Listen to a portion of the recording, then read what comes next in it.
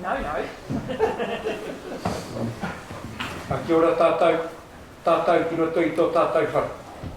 E tuku whakamoemiti atu rā tātou kia tīmatai tātou tō tātou hui. Te honore he korore I te atu he maungaro mo ki runga I te whenua he whakaaro pai ki ngā tāngata katoani. Tēnei ka whakapū mau tonu atu rā mātou kia koe I o manaakitanga e tō mātou matua. Kia tukuna mai tō ringa matau, tō ringa maharamatanga ki runga ki tēnei huihuinga o mātou, tēnei meninga o mātou. Tai no mai ki tōna, I tō rātou tainga mai ki roto I tō mātou marae, tō mātou matua. Ko koe rā tēnā e whakatū wherahia ke rā o ringaringa o tō ngākau anō rā ki tēnei huihuinga o mātou. Kia tauna manaakitanga ki runga ki tēnei kaunihera, ki tēnei whānau, ki roto I tō mātou whare e tō mātou matua. No rere pākatau mai o manaakitanga ki runga I ngā kōrero, e whakapiti ana, e whakaperapere ana, I ngā kaupapa maha tonu kei moe o mātou waroaro I tēnei rā I tō mātou matua. Nau anō mātou I tohu tau, wai ho māu anō mātou e tia kina mātou o mātou haringa atu o mātou haringa mai. Kia tutuki anu hoki ngā kaupapa kei moe o mātou waroaro e tō mātou matua. Tai no mai ki te hunga e māwiwi ana, e rawa kore ana, e pani ana e tēnei wā I tō mātou matua. Kia tau nā manaakitanga tō ringaringa matau, tō ringaringa Māui, tō ringaringa manaaki tieki anu hoki ki runga kia rātou te hunga katoa. Tai no mai ki te ienei hunga e tō mātou matua. Tai no mai ki te koromatua, me ona hoa, me ona kaimahi, me ona kaunihera katoa atu, koe hui mai nei ki roto ki tēnei o tō mātou whare. Kia tūranga tira ai mātou ki roto I ngā mahi katoa.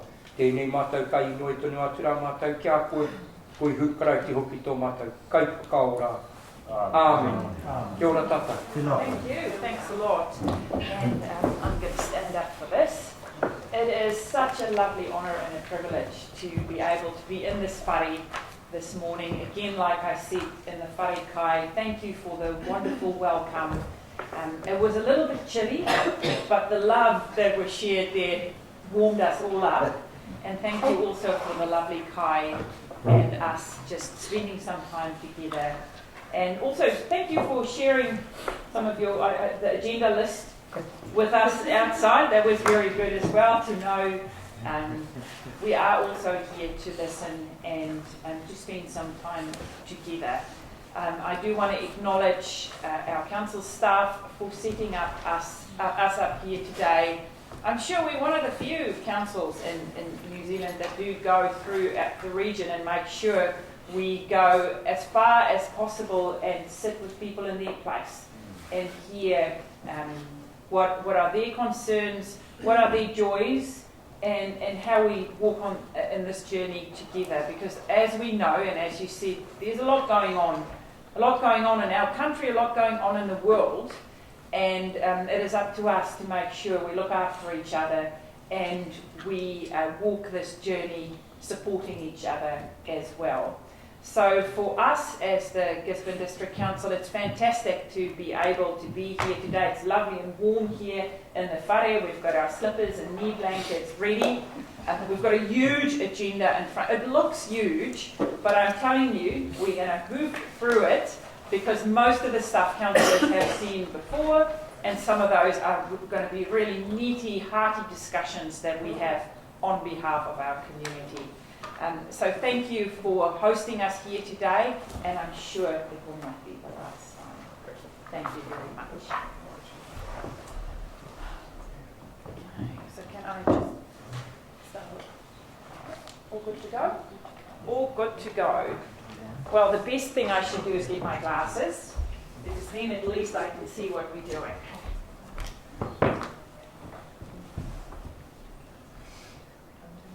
Yes. I'm just going to ask everyone to introduce themselves. Quick smart. We'll start here on the left with Councillor Gregory. Kia ora, I'm Debbie Gregory. I'm a second term councillor. Tēnā koutou, te wikainga. Kaini kāhuri piri wai wai. Māori Ward Councillor First Term. E hara e te tangata moe au ki te kōrero I te rau Māori o te ā e tika ana ki a mihi atu, ki a mihi mai. Tai pō, tai ao, tai ao taia. Ngāti Maru, longa whakaata. Mata kākā, te taniwha. Te Pāhou Marae. taha, rākau, te tipuna, ka mihi. Hei kaikaina hira hau mō te rohi o tēnei, mō tēnei rohi, hei roa te wā, hei te mahi nei, mō kai hoki rā ahau. Ko Andy Grace Takarima. Morning, Terry Thompson, Student Councillor. Morning, this is more, I guess, an intro for the room for Josh Wharehina. He moia, so this is my marae. My sister's actually on that wall over there.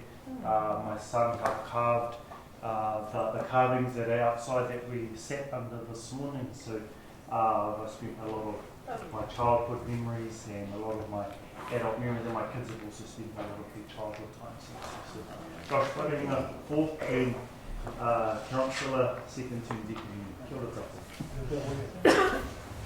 Morena, Larry Foster, I'm a long-term councillor.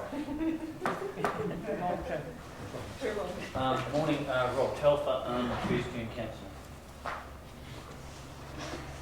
Morena tātou te whānau, e te ako tonu aku heringa whakawhape ki konei, engari unga taku wai ako taku whanaunga tira David Jones e aki ana i au kia marama kia mohi o pai ki taku heringa ki kaukainga nei. Kia hākiri taku reo ki puke taku te pārekereke o Māori, te whakatinanatanga o te aroha maua. Ka hoka taku reo me ko tiu ngārangi, me ko haro ngārangi, ki manawaru, ki te pārekereke o te kumara, te oranga o te iwi. Ka kaukau taku reo ki ngā aua kōrero o te ārai, o waipāua, o paukokonga ki matakaka e kuie. Ka hoki mai taku reo ki te māhau o toku tīpuna, whare korongo whakaata te teko kairunga, ko te kaupapa, te whenua e hora nei, ko tapuhere te tipuna wahine e pōhiri nei ki ngā iwi, tini whetu ki te rangi, ko au ko ngai tīmata o Ngāti Maru Kiraro, ko te mana o tūranga e mihi nei, ti hei maurora. Kia ora rau i te tera mā, ko patu te maonga, ko te ara i te awa, ko mana tuke, toku kāinga, ko Kolonolda, toku ingoa. Tihe Maori ora. Okay, all sorted? Ready to go? Do we want to introduce staff? Nadine, thank you. Here we go. Morena tātou, Nadine Gisborne, Chief Executive at Gisborne District Council. Thank you for the awesome mahi this morning and welcoming. Joe. Morena tātou, ko Joe Noble, Toku Ingoa, Director of Sustainable Futures at the Council. Kia ora. Rere tonu nei ngā mihi kia koutou, te haukainga, kei te mai te manaakitanga, kia mātou, ai whakaiki nei ke runga i a koutou i tēnei rangi, ko tīnta kurua taku ingoa, Chief Advisor Maori, out of the CEO, te maka. Kia ora everyone, my name is Makaran, I'm a Policy Advisor at the Council. Kia ora tātou, I'm Lisa and I'm the Strategic Team. Kia ora everyone, I'm Katrina Umbo, Content Advisor for GDC. Kia ora tātou, my name is Sophie Risher, I'm the Content Advisor. Tēnā tātou, ko ara bera tātou e iwa. Ki te wai ki te aare. Kia ora. Kura hea tō. Alei te kora papu kei wahora. Kia ora. Kora te aria. Alright, if you're doing that, out the back, okay? Anyway, kia ora tātou. Tēnā koe. Kia ora, te whaingaria tōku ingoa.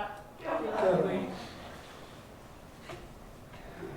We're from the Gisborne Herald. My name is Winsley Ligley. I trace my New Zealand ancestry back to a 1832 marriage between a Scottish settler and a Tahu woman at Liverton. Kia ora, Zeta, Gisborne Herald. No Otatahi aho ko kahi kora te manga whakaruriho. Ko Campbell, Tuba Inua Whana. Ko Zeta. Go you there. Morena koutou. My name's Heather Conn, I'm the Proxy Manager, and today is my last council meeting. And I think it's really fitting that we're here on Marae for this It's been a good journey. Oh, Tēnā koutou, ngā mihi te whare, ngā mihi te whare, ko tere moana au.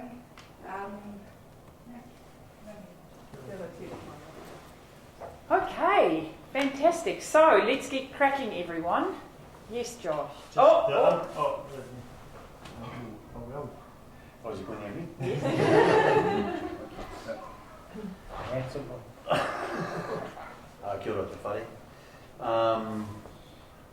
Ko te hononga o te kōrero no tērā wāhi ki eira o te Pāhou Marae te marae.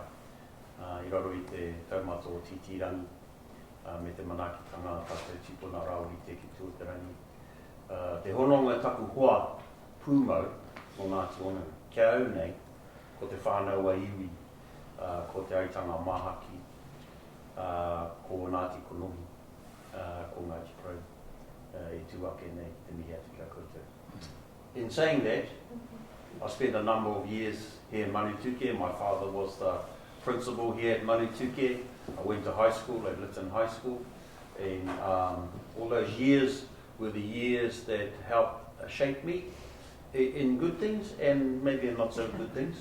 But loved our time living here in Manituke, and that's where we met as young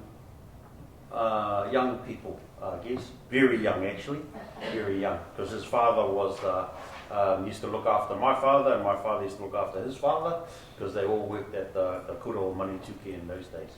So I want to thank my brother for inviting me. We were sitting together on a pai over the weekend at another one of our many tangihana that we have had, and so we reciprocate. One thing I want to add is that our people are coming under the gun by a lot of things that are happening. And I want to say that we are not very happy about the way that this government is driving us and trying to shut us down, anything to do with Maori. Anybody who's fair and believes in humanity will feel that this is not fair. And we certainly carry that. But it's not an argument we're here to have with you. It's another time for another conversation. But just to say that we all open our hearts to all of you, and likewise we expect you to open your hearts to us and be honest about who we are as people. And I do think that there are much more fair-minded people in our country that do believe that we all meant to be here to live together and work for a future. So I just want to add that. And sorry to drop that in, but e kōrero noi o tēnei kia koutou. I hope you enjoy your whala sui. I want to mihi to my old school mate here. We were at high school together. She comes over blowing her trumpet saying, I'm retiring. So I want to mihi to her. Well done. Well done. And geez, you look the same as when we walked in the gate. And you forgot to add, he's my dad. Not as good looking as him, as her dad. However, Taha Stewart from Scotland. I'd like to say that, Stewart. My dad is Josh Stewart, my mum's Rose McLean from Tūhoi. So I have a Rongo Pakata Tūhoi connection, and man, we should see the mixture. So welcome to our place. This is your place, and this is our place. So I hope you have a good time and a good hui in the warmth.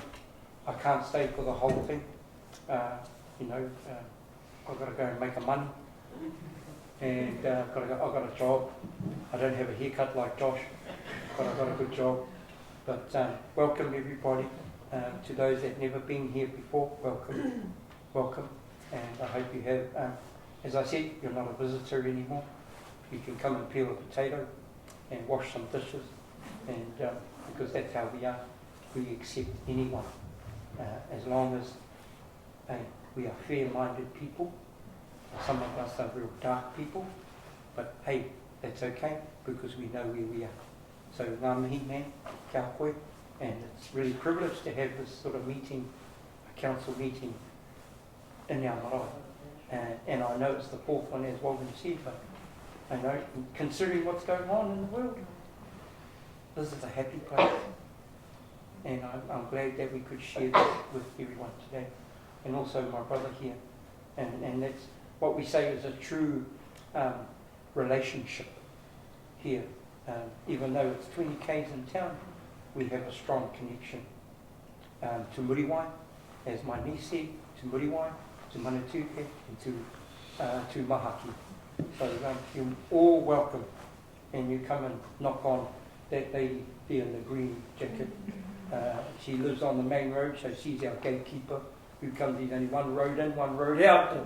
So welcome everybody. Ngā mihi kia tātou katoa.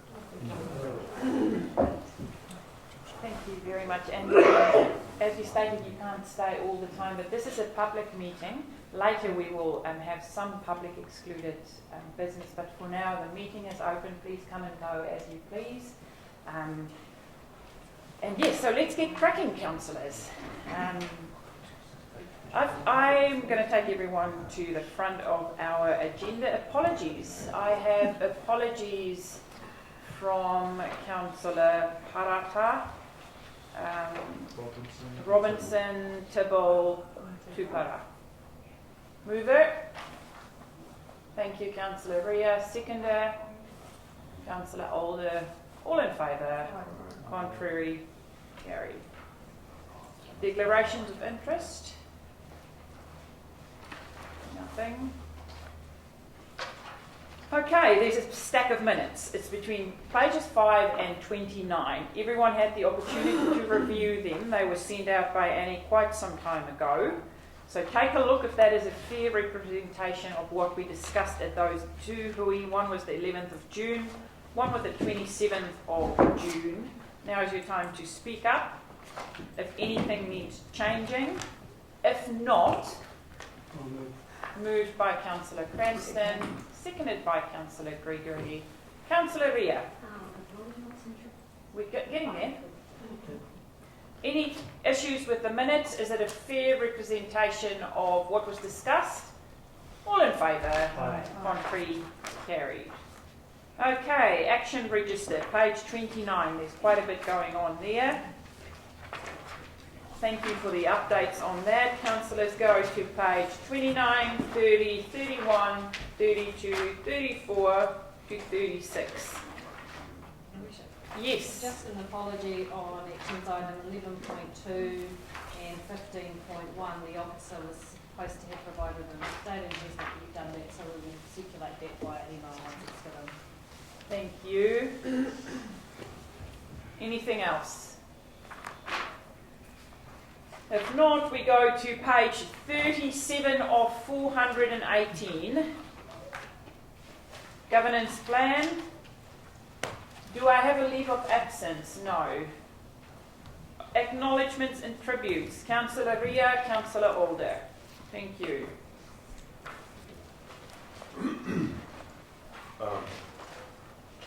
On Monday, Gisborne lost its rock star, Darryl Monteith, and our thoughts to his partner Kerry and family. Darryl was a champion for music in Gisborne. He championed the Smash community, which hosted the Puck Choir, it hosted Bill Band,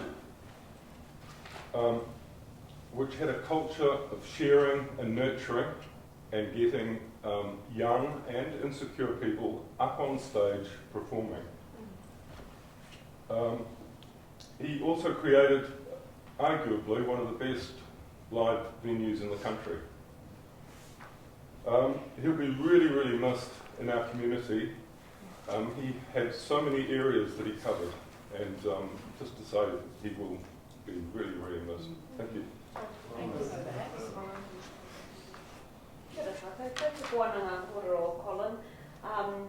I too just want to acknowledge we have had many, many tangihanga throughout Te Tairāwhiti at this time.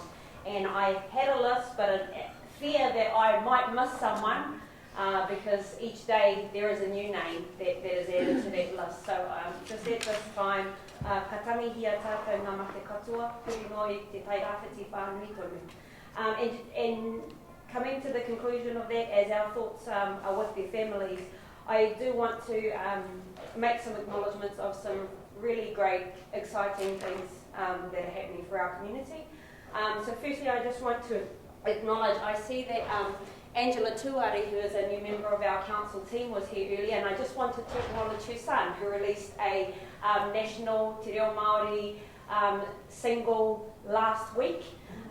He released it, and the song was entitled to her husband, who passed away just a few months ago, who also had a huge impact on the Māori musical community here in Te Tairāwhiti.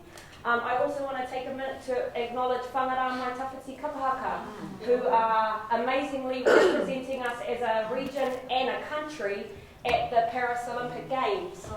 They're performing all over Paris right now. They came second in the Te Matatini national competition, and so this haerenga is a part of making it to that taumata of Kapahaka.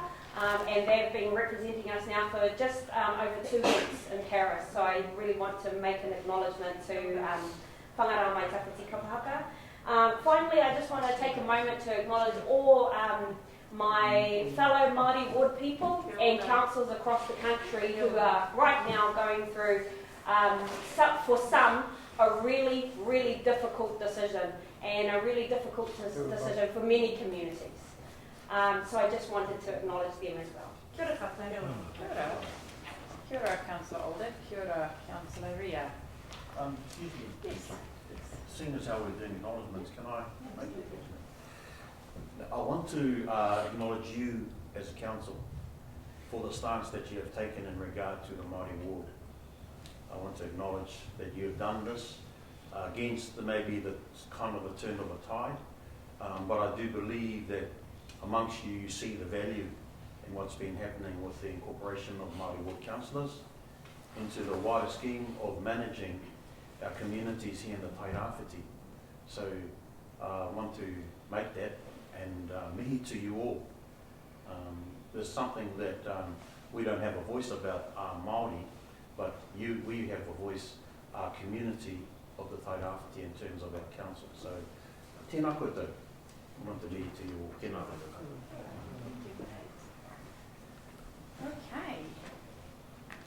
I have no extraordinary business. I have no notices of motion.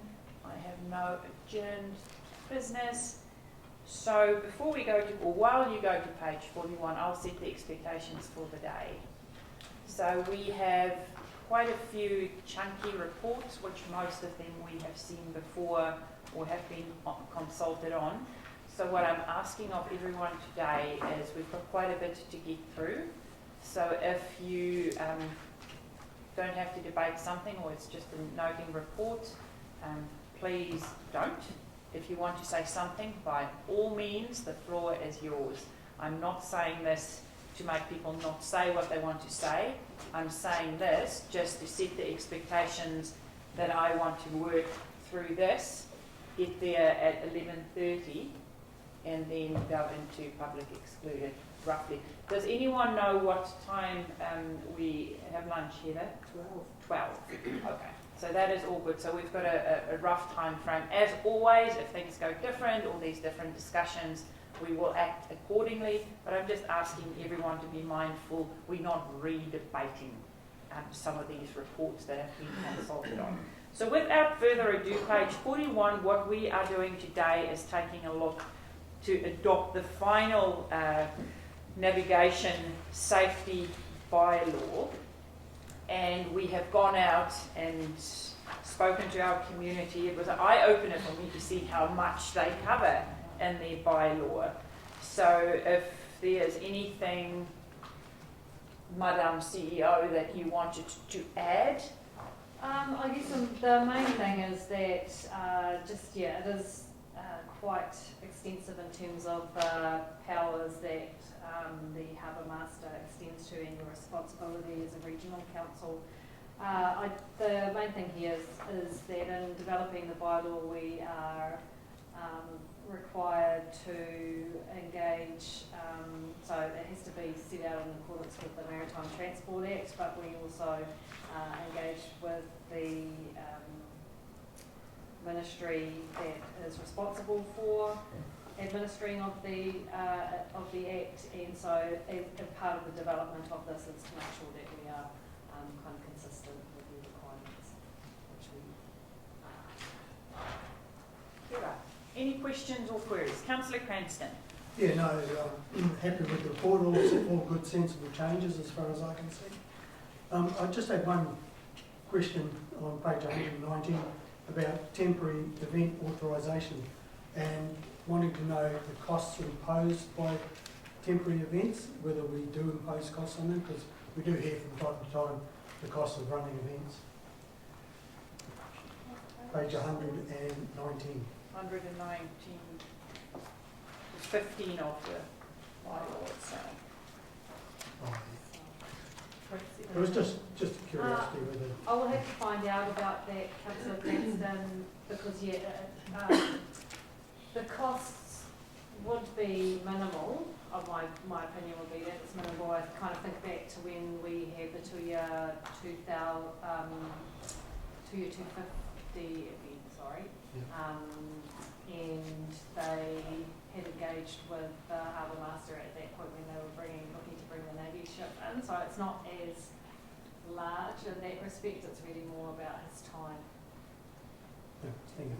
250. Yeah, I just don't want us to be putting unfair restrictions on that. Thank you. Other than that, all good sensible changes and happy with it. So I can move. Thank you. Moved by Councillor Jackson. Councillor Gregory. Thank you. I'm happy to second that. I also agree that they're all sensible changes. Just a couple of points. It just worries me when I read something like this, and I think, so today we're going to pass this and adopt it, and I just think back to things like Grey Street, and then when we've done all the consultation and everything, and then suddenly when it's there, and people go, wow, I didn't know we could do that. And I look at the consultation and it's not much. I'm sure we've tried as hard as we can, but it just doesn't appear to be much feedback about the things that we're asking people to tell us about. And I just hope people sort of can wake up and take notice of the things as they happen through council, so that they can play an active role in what goes on with our bylaws, because we do like to listen to what people say. Thank you. Councillor Rio, Councillor Calico.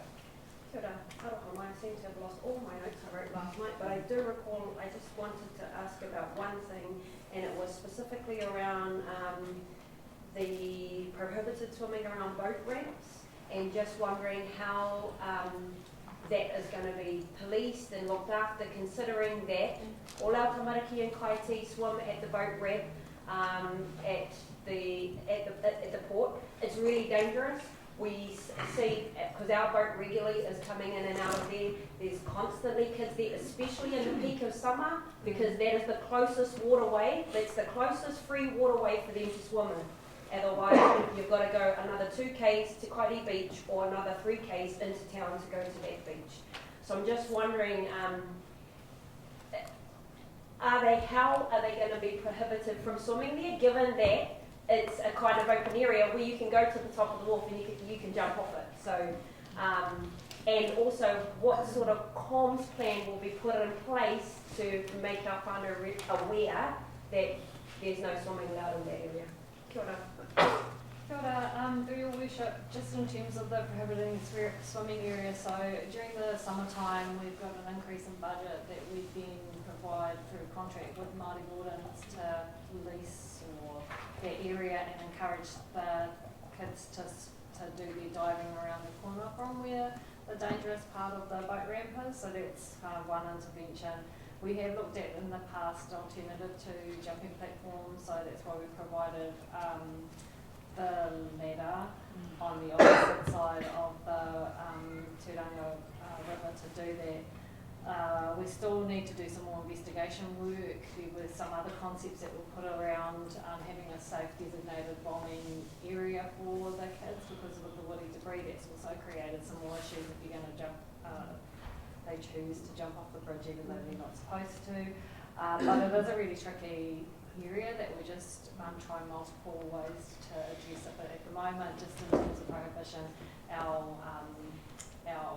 current practice is to provide additional funding to do that. In terms of the comms plan, I'm not sure if Joe or any of the team thought about anything further in that space.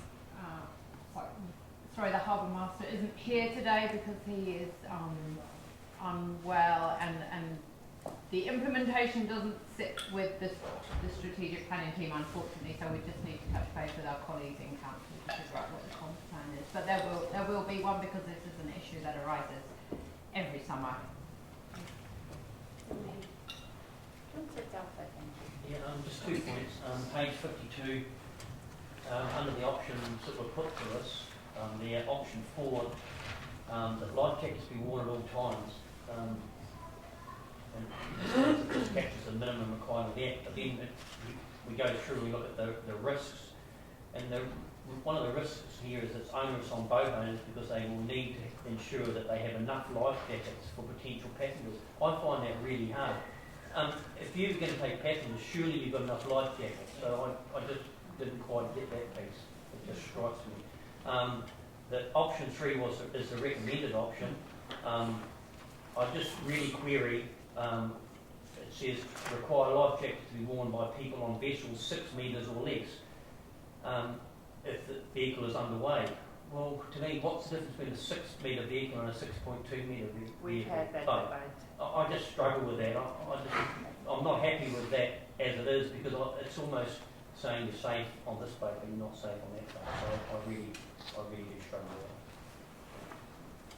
that. Your Worship, does anyone from policy want to comment on the rationale or the recommendation?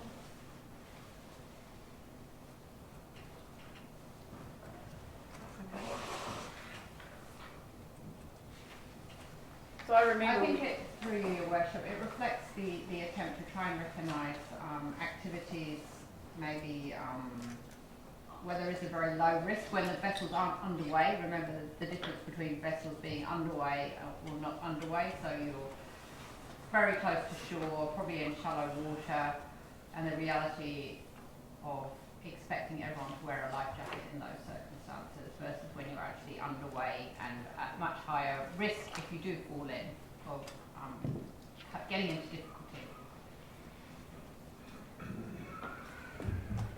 I know you're talking about a safety issue with the water.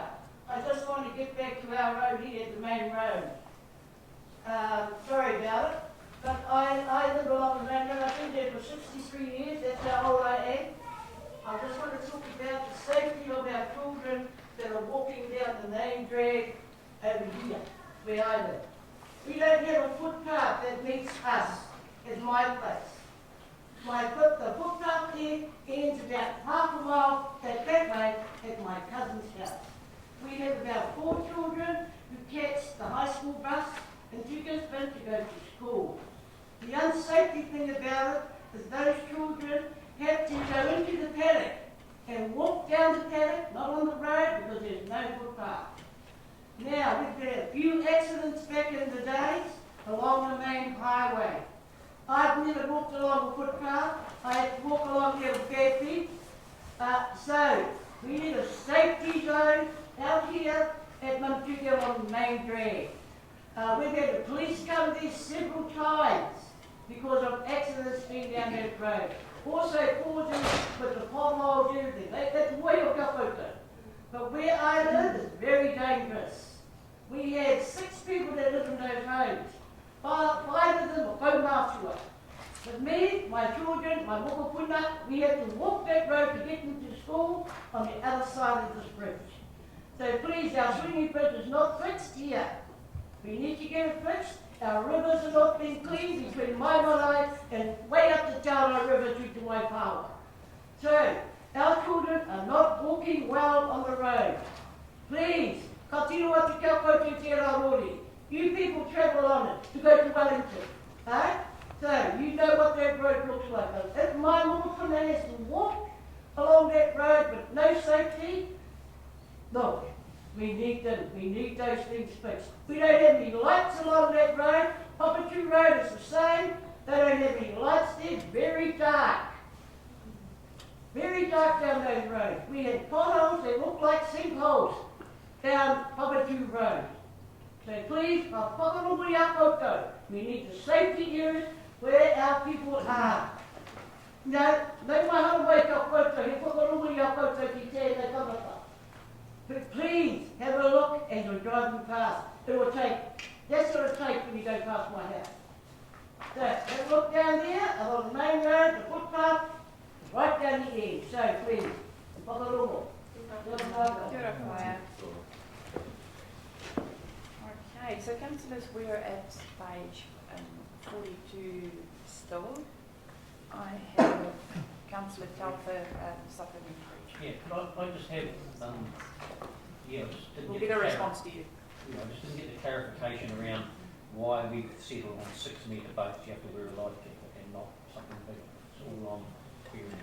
Especially considering the accident we've actually had in this district lately. So through you, Your Worship, it's something that councils have been, and harbour masters have been grappling with throughout the country. And after a lot of consultation, engagement and talking with the Maritime Safety Authority, that's been decided to be a reasonable balance between providing the additional safety and particularly at the at-risk times when vessels are underway, and something that the community, people out on the water can understand and take on board. It's not to say that might not change over time, but that's sort of, and it's consistent across regions as well. So where you're going, if you're on holiday and you move from one region to the other, that's generally the approach that's been taken. I'm not going to say absolutely everywhere because there will always be an outlier. So it's providing that consistency approach so people know what they need to do. And obviously some people will be more cautious. It's not preventing people wearing a life jacket.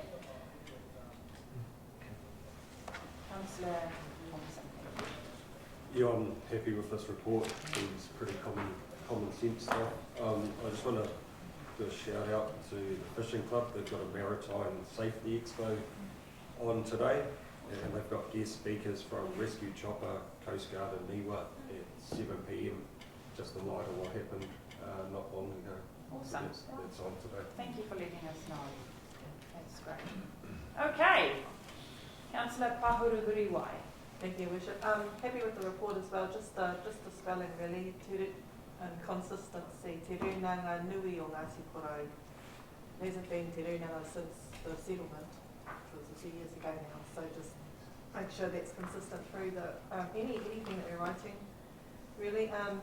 And just noting on page 83 in the submission about the compliments of the DDC Fix-It App, but also the recommendation around having a similar app that's easy to use, like GDC Fix-It, for purposes of maritime safety and logging vessels, which seems to be a common sense of approach to helping us with these monitoring.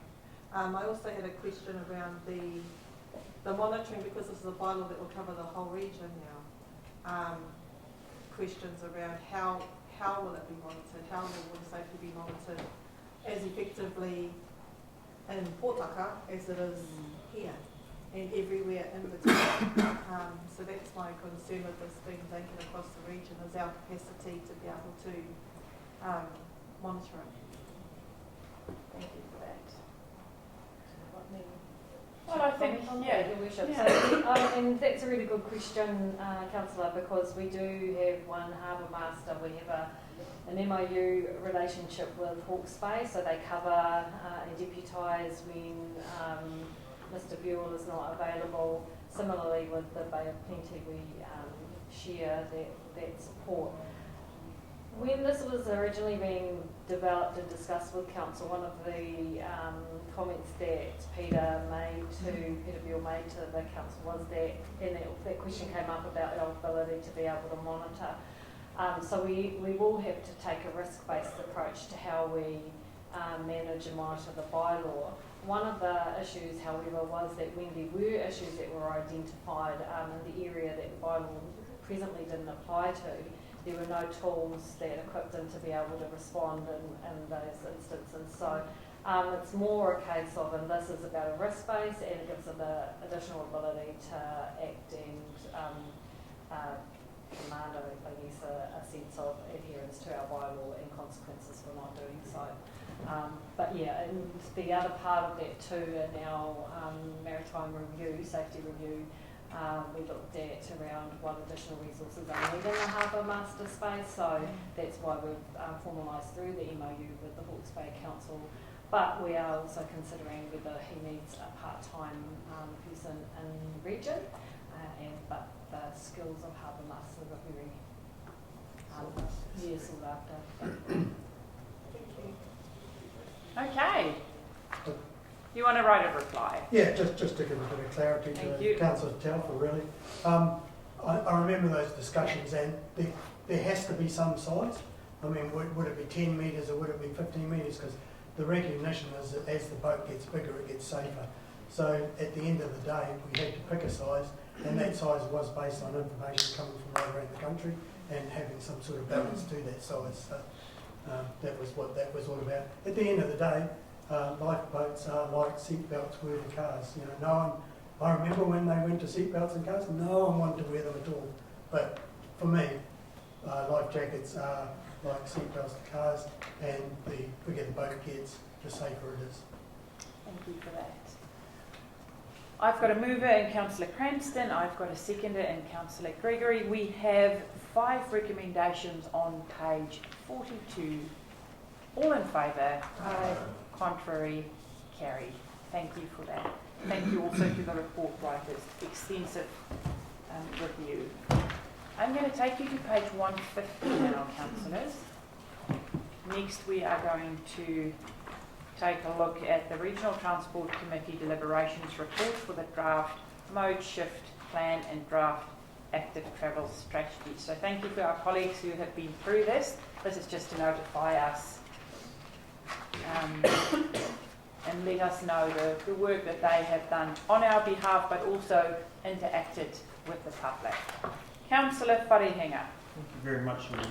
Ai, tō tai nera te nunu kia koe te koka, ko tō kōrero mai kia mātou te kaunihiri e whānaki tēnā Rori Matsua. So thank you, Auntie, for bringing up your concerns in regards to the road that's out there. We're talking about a paper around mode shifts, so the different ways that our whānau get to, say, from this side of the road to school, you know, and trying to, I guess, diversify our active travel strategy so that we're not just solely reliant on big cars and things like that. So your kōrero actually really aligns to this paper here. So yeah, I do want us to be cognizant around these kind of rural issues as a council organisation, because we do tend to, like Councillor Pāhou does say often, we do get to be quite centralised and focused on what's kind of going on in town.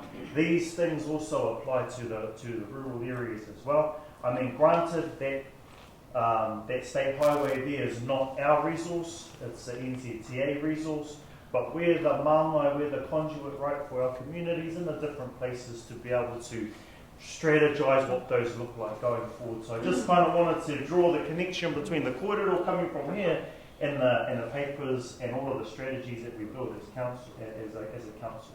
I do just want to say one thing, kind of moving forward in that kind of long-term strategic view of things.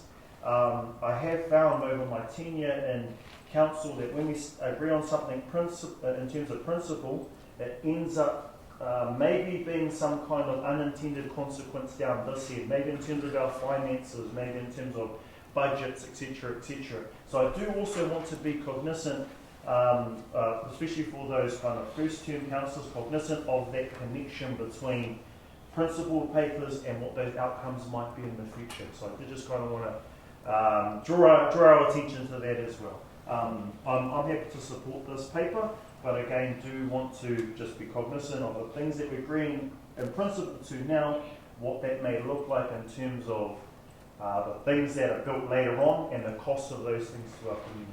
Good luck. Thank you. Councillor Cranston. Yeah, thanks. When Councillor Wharehenga said he was supporting, I wasn't sure whether he was moving, but if he's not, I will. Oh, sorry, yeah, I'm yeah, okay, well, I'll second it. This is a strategy paper which gives guidance and direction. what's it about? It's about health. It's about cars not being the 100% go-to. It's about safety. It's about emissions reduction. It's about reducing congestion. It's about freeing up land needed for car parking. It's about easing the burden on roads. It's about having more travel options. It's about a better functioning city and district. Less vehicles, travel options for all. It's about tourist infrastructure development. It's about less petrol and diesel consumption. And it's about keeping up with the world. For me, it's a strategy for the future and happy to support it. Thank you for that summary. Councillor Ria. Sorry, I've been trying to recall my notes because they're not coming up. So I just wanted to I do have a few questions. Who's responsible to fund roundabouts and pedestrian crossings on state highways? Because there are some marked on this active closed mode. So because we've marked it, is it that we will advocate on the community's behalf to have wakapotahi install them along it and would not come at a cost to us? Yep. Cool, okay, that's one. Have emergency services been involved in conversations or consulted on the changes on the roads which they regularly use to provide emergency response? Because there's so many things. One chart has dots about school safety, then another has roundabouts, then another has pedestrian crossings. Like, has there been consultation with emergency services on them, are any of these going to prohibit their response to emergencies? So through you, Your Worship, this is at the concept stage at the moment. When we go into the more detailed design, if there's funding available amongst all the other priorities, and that's when the engagement with the emergency services would take place. It's a bit too early now. In terms of township upgrades, in terms of townships' active travel proposals, how are those funded? Would it be from a regional infrastructure fund, or does it take a portion of the township's upgrade fund? Because for me, yep, it's an upgrade, but it's not. It's infrastructure within a community, so it shouldn't take away from the pūtea, which should be adding something to their community. So I wasn't sure where that sat. Through Your Worship, yes, I agree with you. I do believe that there is the ability, if a community really wants to prioritise one of these actions and they may see it not happening fast enough, then they may make that choice to prioritise the township upgrade pūtea towards some kind of road safety actions. But as a concept, it should be that it's funded through the regional land transport plan programme. In terms of the reduction of traffic speeds, page 177, when I did my licence, it was 50 k's and 100 k's, and now in the past 3 months it's 30 k's, 40 k's, 50 k's, 60 k's and 100 k's just within the city limits. There has not been, to be completely honest, I don't watch the news a lot, I don't read the paper, I am very rarely now on my Facebook because it gives me a headache. So how am I supposed to know about these changes? There needs to be a greater way to get these changes out. I did come across one post on Facebook last week of 20 people who had received the ticket. They had driven into a 30 and then they didn't realise it used to be 40, they drove into the 40, at some point on the same road it changed into a 30. It's really, really confusing, and I get the need to slow the speed down, but we're making it more difficult for our community, we're making it more difficult for our learner drivers coming through. If we blanketed that the CBD area, for example, would be a 40k restriction, rather than this road on the CBD is this, and that road on the CBD is that, and that road is something else. So I really think that needs to be looked at, because 30k, 40k, 50k, 60k and 100k in the city limits, it's ridiculous. I really do think that's ridiculous. And I don't expect an answer from that. That was kind of just a perspective. Unless somebody wanted to. No, these aren't in the paper, but it's general observation. Generally, that's when it says more reductions of traffic speeds, I'm thinking about what it currently looks like right now. On page 818, there's this beautiful photo of this roundabout. 818. Oh, 181, sorry. We didn't have that many pages this time before. Start at 181. On 181, there's this beautiful photo of this roundabout. But unfortunately, that is not a clear indication of what our roundabouts can look like. Because when we look at our roundabouts, we don't have all that beautiful green space around there. When we think about our current roundabouts, they are all currently fully occupied by businesses, homes. We don't have that kind of green space to be able to provide something that looks like that. We also have to consider, after everything that's happened with Grey Street, we need to look at some of the things that have come out of there to inform what our decisions are moving forward. Like having this judder bar of that pedestrian rise right off a roundabout. The purpose of the roundabout is the flow of traffic, and the purpose of the judder bar is to slow the traffic. So are we freeing the flow of traffic, or are we stopping the flow of traffic? That's confusing. Not taking all the parks out. Our current roundabouts are all next to businesses or rural homes that all currently have parks. That's another issue. So as beautiful as this photo is, it's not a realistic model of our current roundabouts and what our current roundabouts, like the needs there, are completely different from the picture that is being given to us. So I just wanted to note that. And I get that this is about health and that this is about, going to alternative modes. I said, but as a parent of children who are still at a high school, still at a primary school, I have 2 jobs. I do kapahaka, I have all these community events, and actually I use my car because of time, not because I'm unhealthy and not because I don't own a bike and not because I don't want to ride a bike. It's because I need to prioritise my time, and my time works better with my car. So I understand why people use a car. It's not just because of you don't want to be healthy, you don't want to use a car. I absolutely agree too. We need to look at active travel modes, especially around schools. That is about safety. That is something that is a must-have. Safety around schools. I absolutely agree to wider walkways and pathways for the disabled communities. In order for them to better engage in our community, there should be wider, more robust walkways so that they can engage. That is a must-have. But I have struggled to see the must-haves in anything else in this paper, considering where we are at in terms of recovery.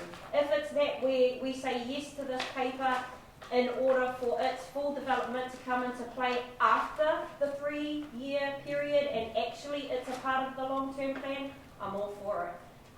But if it means putting money into developing this right now in the next 3 years, other than must-haves like safety around schools and disability access, then I can't support. So Councillor Rio, you did see the email I sent out a few days ago showing what funding we're getting from the government for active transport. I think we're getting like minus 78%. So this is aspirational, and as things get planned going forward, our focus is firmly on recovery. But then you also need to think, what are we going to do in future for our older community? What are we going to do? So as we change stuff, take into account, and some of these things are best practice, but it doesn't suit us. Like the roundabout you just showed, that's fabulous. In Holland, in the Netherlands, that's how most roundabouts would look. So I think this is more guide as we move forward and redo some of our layouts. This is not a plan to suddenly go and spend a lot of council money on changing roundabouts and fixing up different areas willy-nilly in the next 3 years. Because it's also dependent on funding from the government. So there's a clear indication that some of that funding, as the NLTP comes out, across the country, the government's focus is on economic activity and not so much on active transport. Is that correct? Well, yeah, through your worship, and that's probably something just to clarify from the policy team, because once the strategy is adopted, the strategy becomes policy. So if there is an issue in here around the concept of what a roundabout might look like, then I think we need to be really clear about what council's expectations are on that, because the planners or the designers will take this plan and that becomes a strategy and then implement that. So just to try and get a sense from Joe and the team around, so this becomes a strategy, or the strategy becomes a policy once adopted, and then what are the next steps? So through you, Your Worship, yes, you're right in terms of the next 3 years. You've already adopted your regional land transport plan and 3-year plan. This strategy will not change any of the numbers that are that's in the plan for the next 3 years, so it's more about the longer term. In terms of figure 6, that is just an example of a roundabout optimised for active travel. It's not saying, and this is what will be rolled out throughout Tairāwhiti. It is simply trying to illustrate the difference between what we have and what an optimised example would look like. Changes in the future, 5 years, 10 years, will be somewhere in between that and where we're at, or may not be a change at all because it's not warranted when you look at the numbers and the details and the road safety statistics. Okay. Any other questions? Councillor Teddy and then Councillor Ani. Yeah, I sort of had similar concerns with this. I'm not too sure what we're actually signing up for. For me, yeah, a lot of stuff was relevant and made sense, but some things in here I just didn't feel it really related to Gisborne. On page 227 you've got mobility hubs, source England, economic heartland. I used to live in London for a few years and they've got the oldest underground network in the world and 10 million people. Like, I'm not sure why we're trying to copy what they do. We're Gisborne, we've got 50,000 people, not 10 million. We don't have an underground, so I'm not sure why we're even looking at mobility hubs. That's for people to bike to the underground, leave their bike, jump on the underground, and then bike home. Like, just some things in here just don't. We're trying to follow these leaders, but they're just not relevant. I feel they're just not relevant to Gisborne. You're not comparing apples with apples. So yeah, I agree with most stuff in here, but I just feel some things in our policy here just don't even relate to us, and I'm not sure why it's in our policy. We've got travel demand management, facilitating travel planning within workplaces. I mean, everyone knows how to get to work. They don't need a travel planning manager to get to work. Cycle and scooter skills training, like I just got my rates bill. My rates bill's high enough. I'll teach my kids how to ride a bike. Maybe the school will, but I don't want my rates paying to teach kids to ride bikes. I just don't see it as a priority. What number page are you on with that comment? I've got every. Sorry, I was trying to find it. I've got every page numbered for the travel demand management stuff. So can I ask you, being part of the committee who discussed this? Yeah, we discussed it and we didn't want it in there. So that was that email that I sent. So we've already discussed this. We said we don't want it in here. So did the committee vote? That frustrates me that it's still in there. So can I just ask you, did the committee vote to remove the bits that you are referring to? Yeah. So Councillor Telford, Gregory, Pahuruhuriwai and Thompson. I don't know if we voted to remove it, but we discussed it. We discussed it and said it. Yeah, it's not. We didn't agree to it. Yeah. What exactly? We're not agreeing to the hubs. You're talking about the traffic demand management positions. 227. Page 227. Because to me, I just want to clarify with councillors that if we're in a committee, and this is not I'm not telling anyone off or telling anyone what to do, but if you discuss stuff in a committee, the only way to remove stuff or to change things is for the committee to then vote and say, we passed this paper, but this is excluded. Kapai, if you disagree with some stuff, sometimes I disagree with you, or you disagree with me, or I disagree with someone. That doesn't mean it needs to be removed from some policy because a committee member or one or two committee members didn't agree. I'm just talking about process. Yeah. If we want stuff removed or changed, we need to actively say this needs to change and then vote. Do you understand where I'm coming from with the comments We're I'm all making? on the same page. Yeah, but so I'm asking of the chair now if it was voted and showed in the minutes of that meeting that these changes were agreed to. Because the policy staff that then work see the minutes and see what was changed or adopted or not, and then carry on their work. Joe or Nadine? Through you, Your Worship, there was discussion about, at one point there was a new position in the Regional Land Transport Plan focused on travel demand management, and that was removed from the RLTB. There is no new position. Right. That was the feedback that staff were given by RTC, and that was actioned. But it's still in this one. Well, this doesn't create a new FTE or position.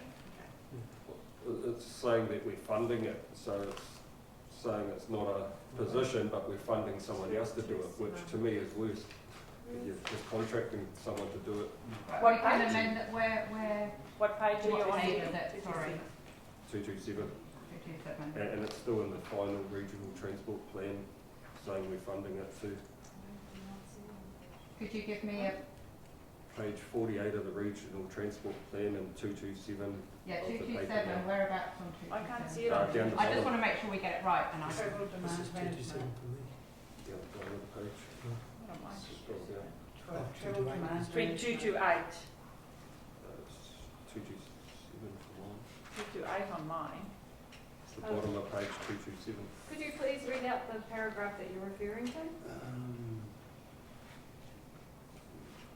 Says travel demand management encompasses the various strategies designed to encourage individuals to shift their transportation choice. These include facilitating travel planning with workplaces, schools and communities, conducting education, publicity and marketing campaigns to promote alternatives to private car usage, regulating car parking, supply and pricing. Is that the one?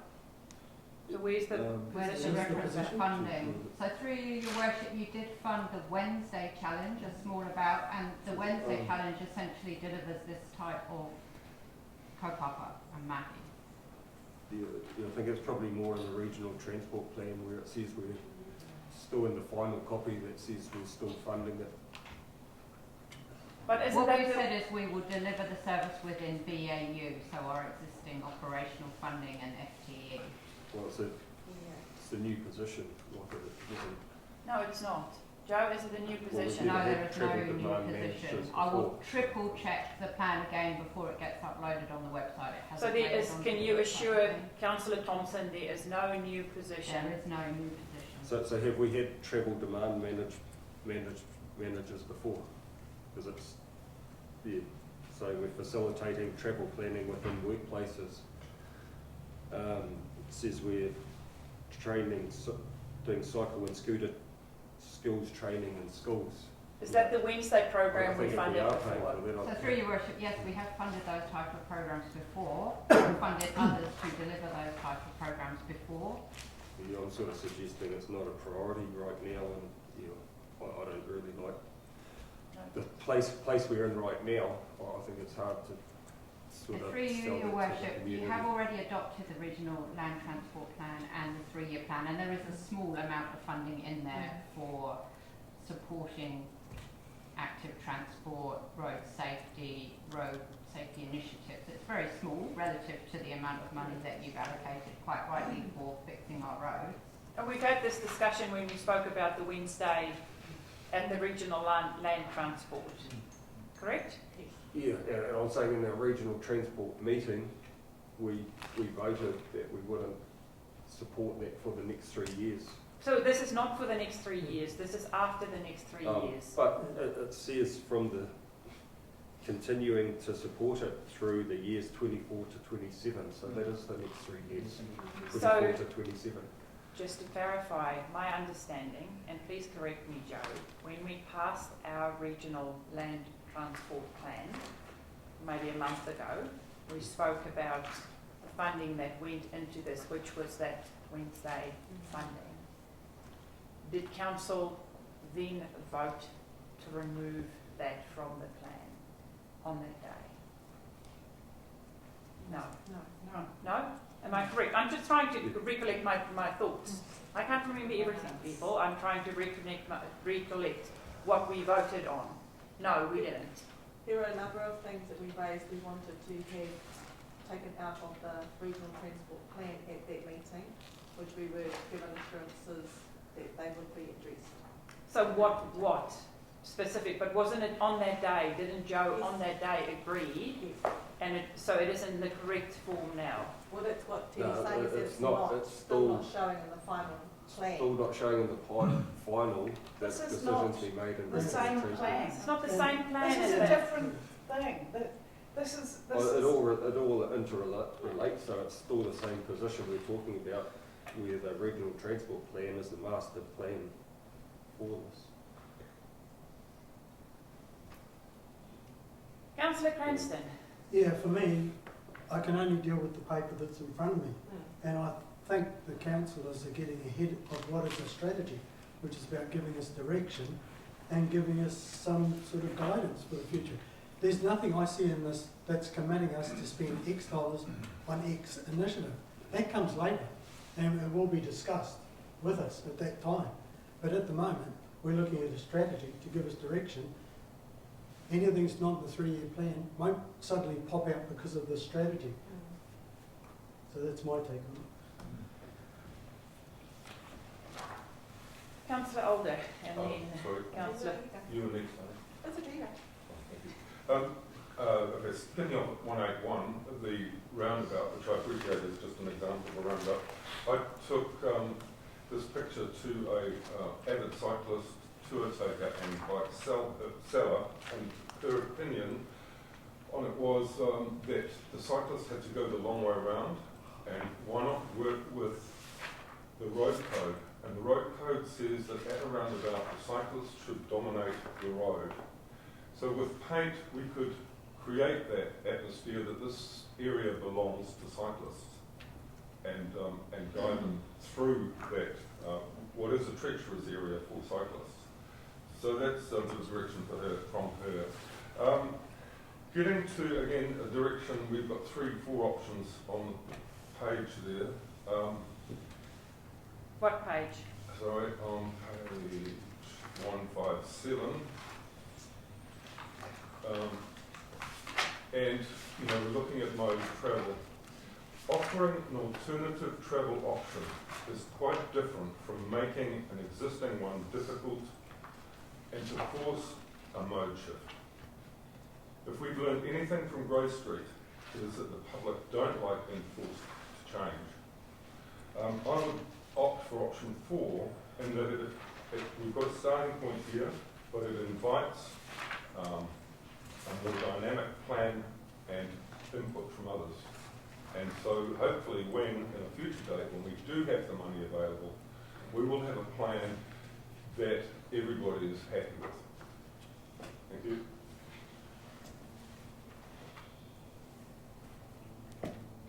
Any more questions or queries? Councillor Pāhou Marae, sorry, I did have you earlier. I just wanted to toe to call what Councillor Ria had talked about earlier around the first responders, emergency services being involved in any future planning or construction of pedestrian crossings or car parks that might impact on their ability to get somewhere in an emergency. Also picking up on page 231, it talks about a more positive way of looking at the issue, positive economic benefits of shared and active travel modes to local retailers and businesses, talking about parking. And about individual car trips and etc. I guess I'm speaking from the perspective of rural people who travel a long way to get to town and they typically would spend more on a one-way trip to town than people who live in and around Gisborne. So they often come to town with trailers, buying bulk items, shopping not just for themselves but for the community. And so they will use the CBD less if there's less parking.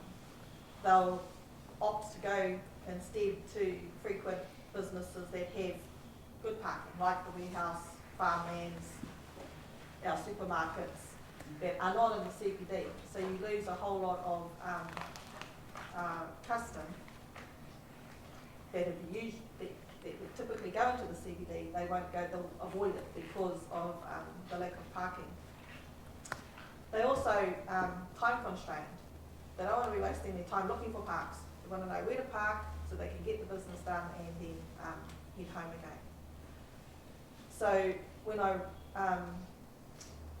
also saw an article on the news last night about horses, and I raised this in our regional transport plan and this around horses, and there is a little bit of horse, but they talked about those who ride horses come down to the equestrian space at the showgrounds, but how dangerous it is, and even it's not unusual to see our kids riding horses along State Highway 35 in and around the townships, and they noted last night how there have been several near misses with logging trucks, with people being, horses being spooked by impatient drivers tooting their horns.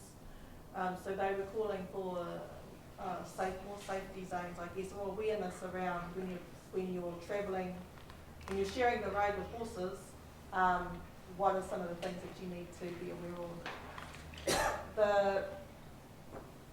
I was also concerned about the drop in funding and just how we manage that, given it's a significant drop, 78% for walking and cycling and 56% for safety. And in the dollars, it's eye-watering in terms of how much is no longer going to be here. So yeah, just wonder how that is going to impact on our ability to do the basics, and how we might prioritise that so that it's fairly spread across the region and there's very little to spread. Thank you for that. Okay, any more questions of Councillor Wharehinga? Just right of Right of reply coming up. I do just want to acknowledge the concerns that that councillors have brought up today, and this was the point that I was alluding to at the start, that this is that strategic piece we agreed to, that rigour comes when we start building the things and allocating the money.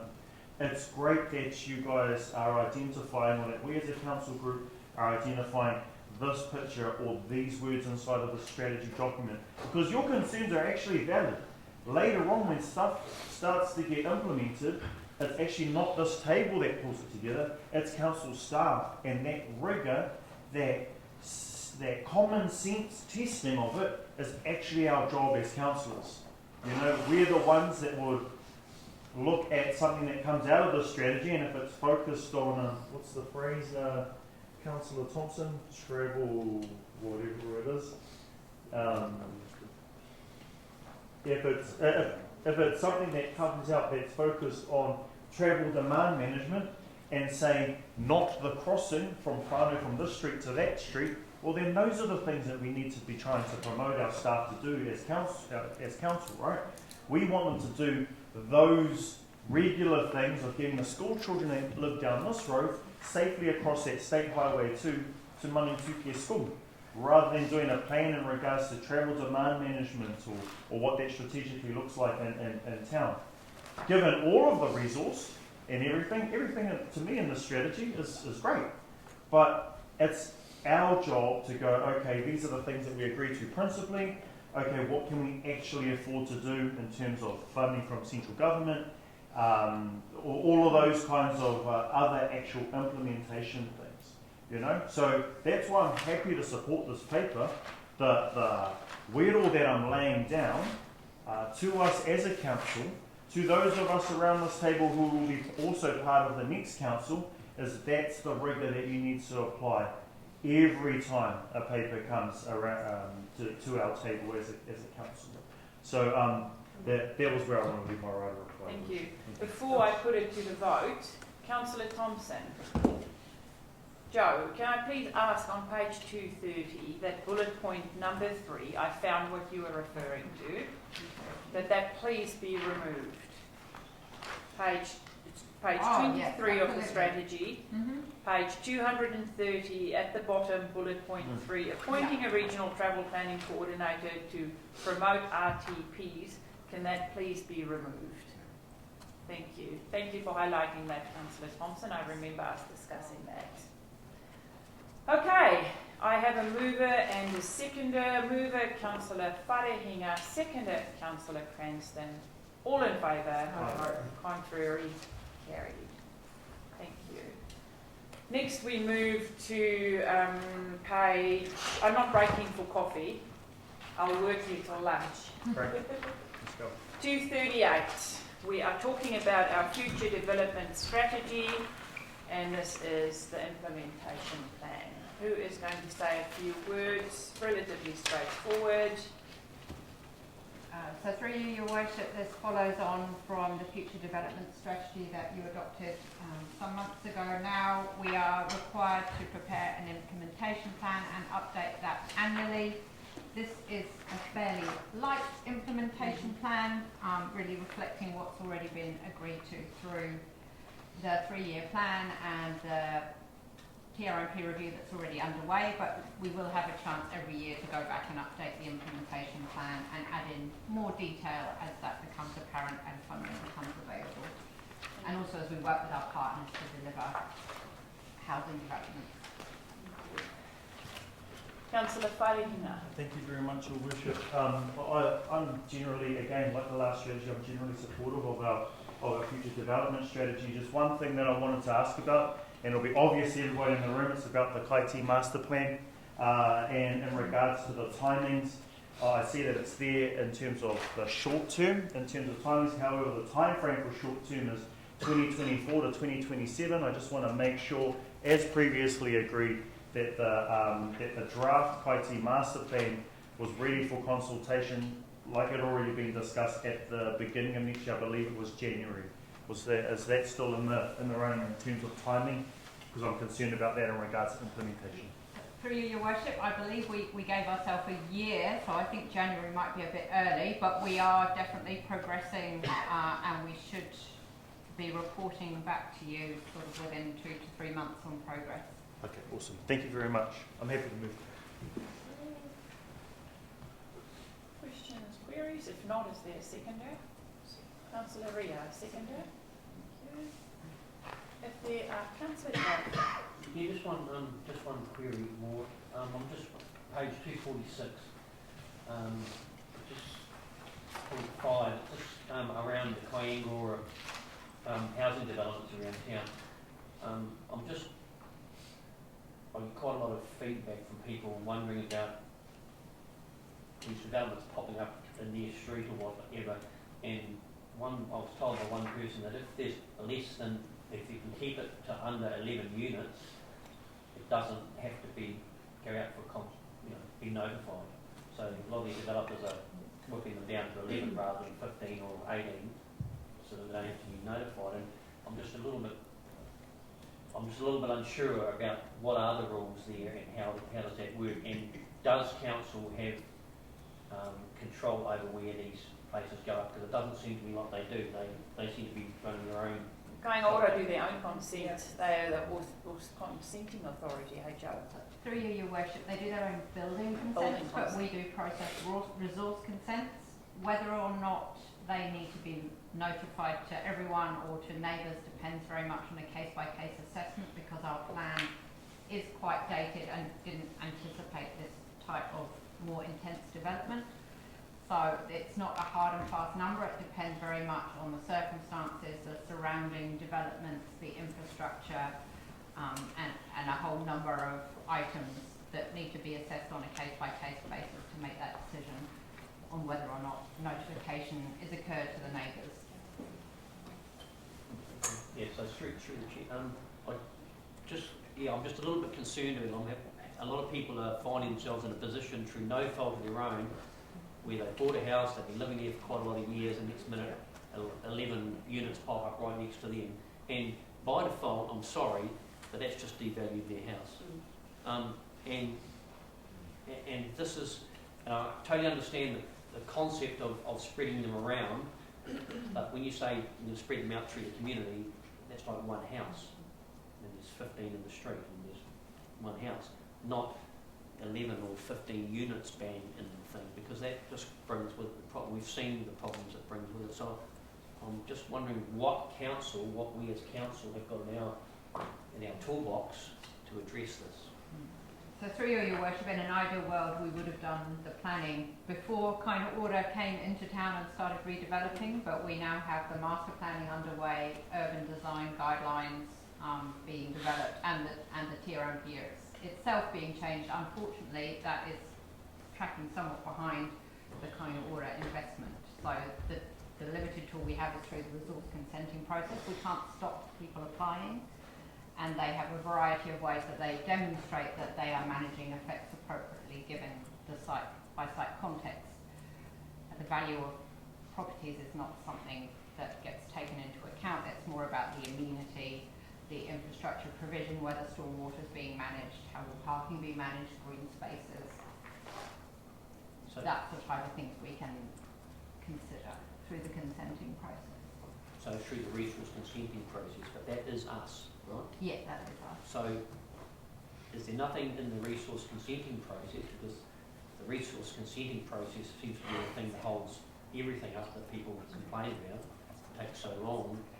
Is there nothing in there that we can say, hang on a minute, we don't feel there are issues that come with this for the community in addressing that? It depends on the individual's rules that are triggered, and it has to be for a valid resource management reason under the Resource Management Act. I'm sort of getting into technicalities here, because if we make a decision that's based on what we think and feel rather than the law, then that's when we end up going through the court system. And then if you, through your worship, if you make a rule about that, then it applies to everybody. Yeah. You can't just discriminate on the basis that they're kind of order houses, and then when we end up with developers that say that we're restrictive and that we're not enabling, because we've had that in the case when we've required developers to have to go to public consultation for larger builds.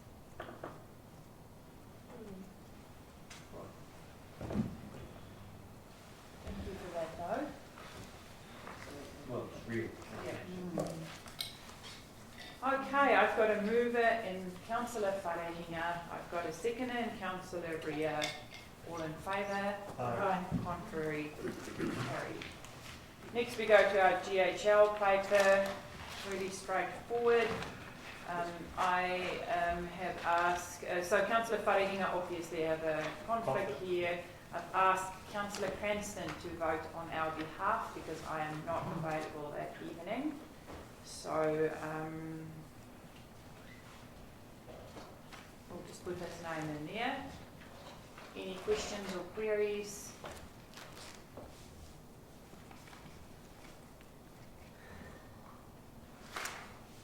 No? I'll move. Thank you. Moved by Councillor Gregory. Do I have a seconder? Councillor Pāhou Marae. Any questions?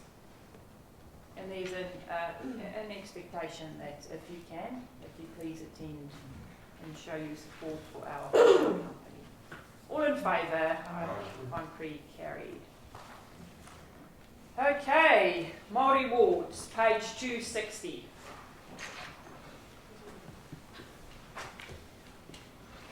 So is someone going to do a little kōrero around the process, or Nadine, can I hand over to you, or is it Jean, or is it a nudge? Right, and if not, Heather's here to help me out. Through your worship, so you will recall that after a robust process of engagement, the council resolved to establish Māori wards. We went to the public, we notified that decision alongside our representation arrangements. There was no demand poll that was received within that period of time, and so therefore Māori wards came into effect. Since that time, however, government has changed and new legislation has been put in place. Amendment bill was established that is now reinstated so if I rewind it back, the government removed the provision of, at the time, the Labour League government for demand polls of Māori wards, so then you saw a whole lot of Māori wards come into effect. In the 2022, I'm losing sense of dates, election. And so with the change of government, they had signalled that through the coalition government that they would reinstate the demand poll, but they've kind of gone further than that. And this is kind of where we're in the situation where we are caught up in process. And so this year, Council resolved that it would support in principle the retention of Māori wards, because this was something that our treaty partners had requested of the council, but also the sentiment of the council was that it was the right thing to do, and therefore you formalise that resolution in April, subsequently adopted by council at its council meeting in May. Despite this, however, the new legislation requires all councils, irrespective of whether they've resolved recently to retain their Māori wards, to again resolve whether or not they are going to retain their wards. And if so you decide to retain or affirm your resolution to Māori wards, you will still be required to run a demand poll you will be required to run a referendum at the next triennial elections, but that won't take effect if the community so decides to not retain Māori wards until 2028. So it's a convoluted process. Thank you.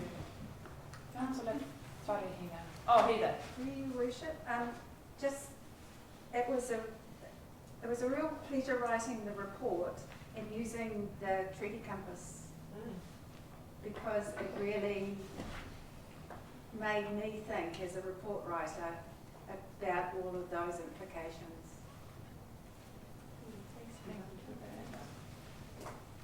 Councillor Wharehinga. Thank you very much, Your Worship. I'm more than happy to move this paper. You all know my stance. I 100% support the retention of our Māori ward. We went to our community, like the CEO has said, multiple times. We offered ourselves for a poll, none was received. We've reconfirmed our support twice now to retain this, the Māori ward in this term alone. And now we have to do it a third time because of a decision from central government. Talk about wasting our valuable council time. Sucking up our time to sort out rural roads. Sucking up our time to make decisions for our recovery. Wasteful wasting of our staff time and our time at our council meeting. So like every other time, I stand by my convictions and our previous decision. Now I ask us to stand by our convictions too.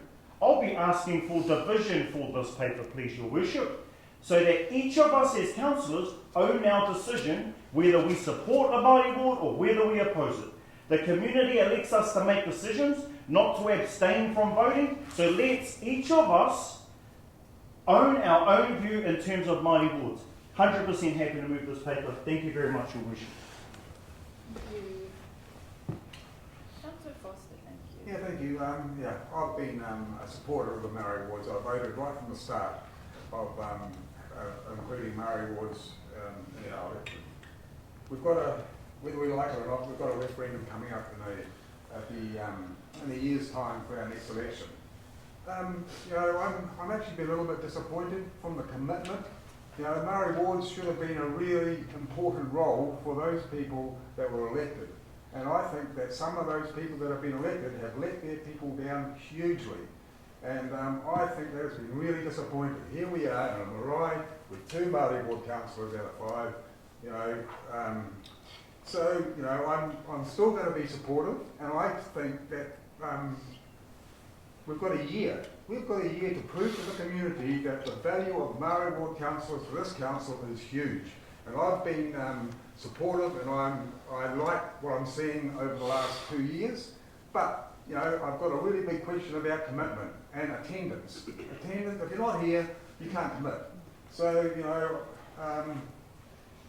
there's work to do to convince the community that Maori ward councillors should be part of the future.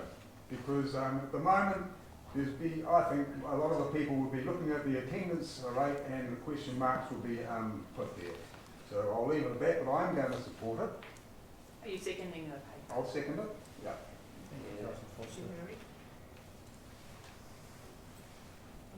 Any more kōrero? Councillor Cranston, thank you. Yeah, it would be silly to not give what we've put in place at the time, you know. It's not something that we're going to click our fingers and see the solutions are there, but I see the solutions are coming in front of us all the time with the contribution of the Maori ward councillors that are around the table. Our treaty obligations to be a good partner, and surely is to be a good treaty partner, and surely sharing the table is a conduit to that. At the end of the day, it's appropriate that council represent the whole community. It has been a challenge to get Maori to this table, and if the Maori wards enable this, what's the problem?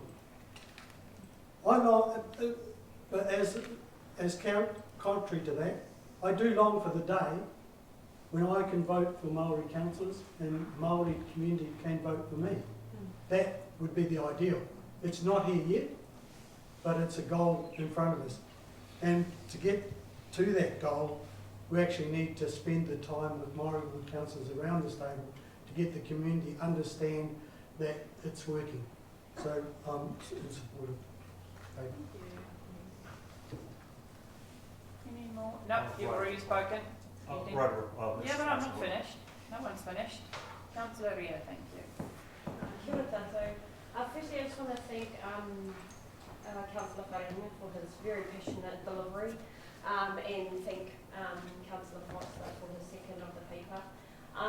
I just want to, this Māori ward seat, I'm very passionate, you all know, every time it comes up I always talk about it, you see it on my Facebook page, whatever.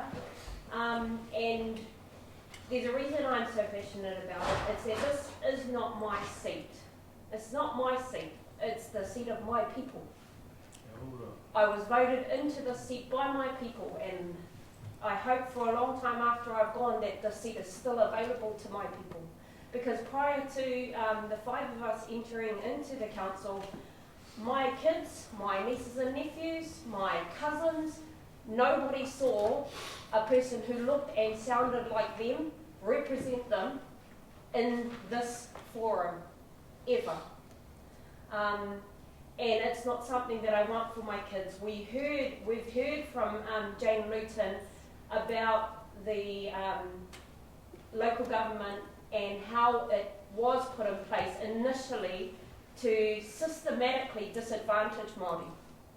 And we have worked hard as a council to ensure that even though the reasoning that it was first put in place is not why we continue.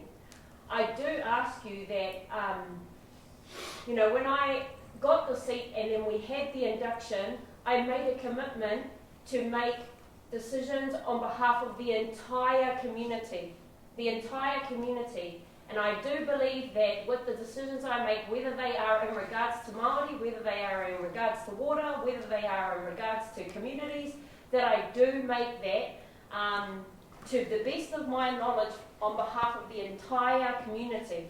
We all made that commitment, and given that our census results came out and says that we are 54% Māori, we must all consider that we are voting to represent the entire community, and currently 54%, which is the majority, is Māori.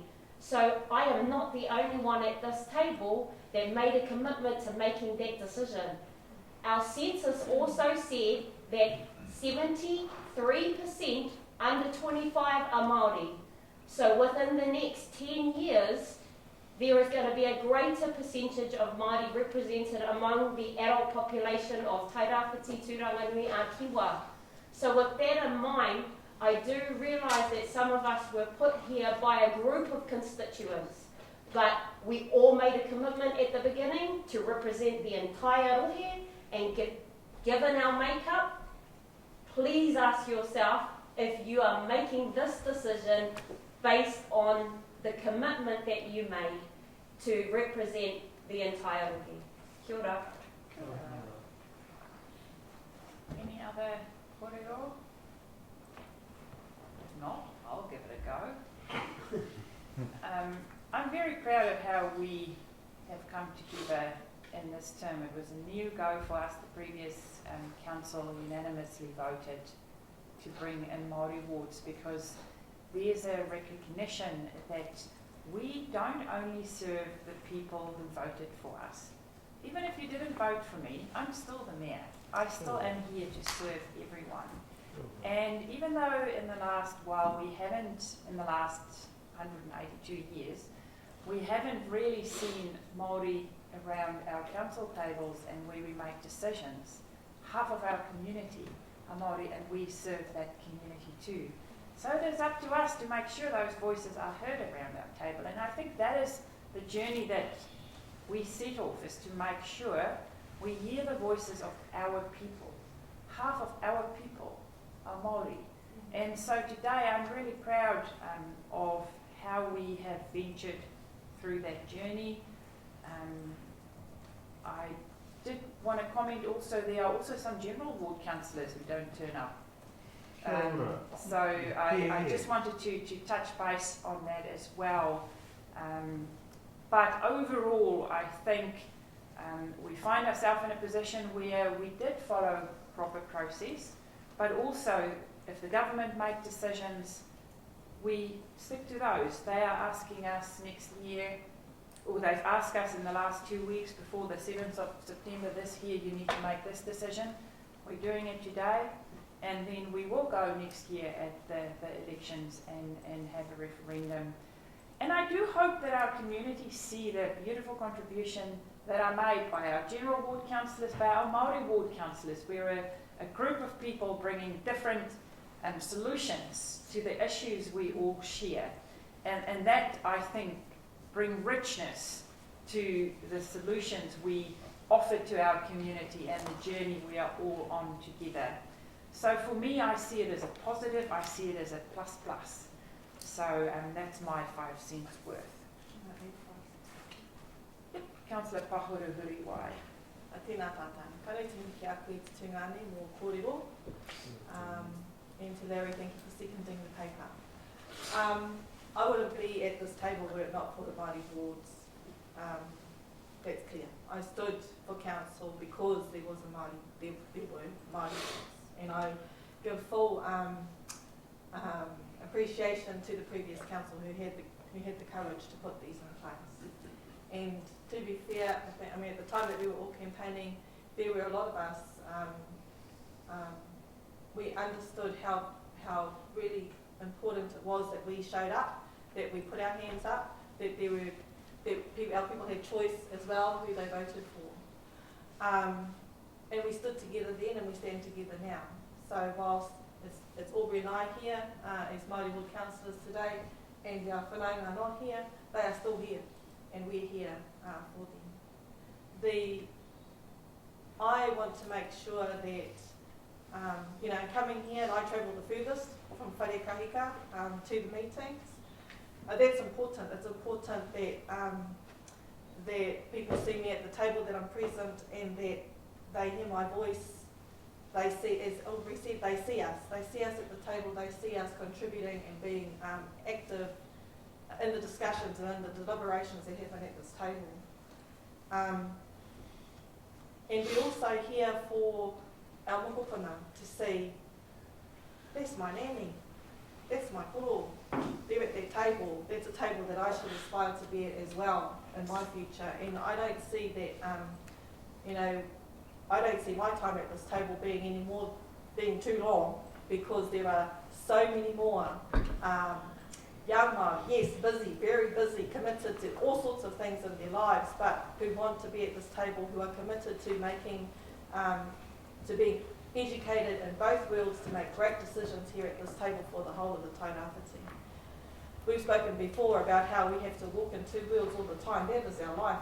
We don't just get to be Māori. We actually have to be all things to everybody and try to be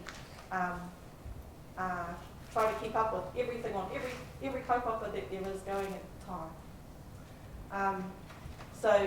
I'm also really grateful to be part of this council, Te Tai Rāwhiti, where we have 5 Māori Ward councillors, and I'm not sitting here by myself, but that we have each other to back, and we also have all of you and we've had robust discussions at this table.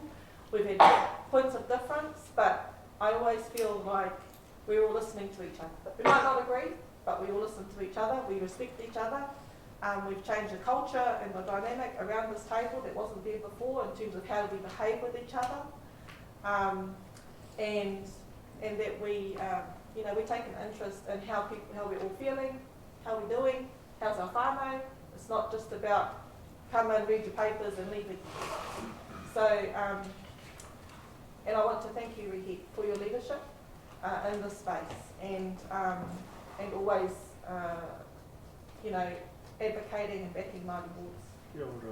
So, of course, I support the paper. I support that we keep the Māori wards, and I agree with Josh around the just complete waste of time and effort that we need to be putting into our next 3 years, the things that we've got on our plate in terms of our recovery.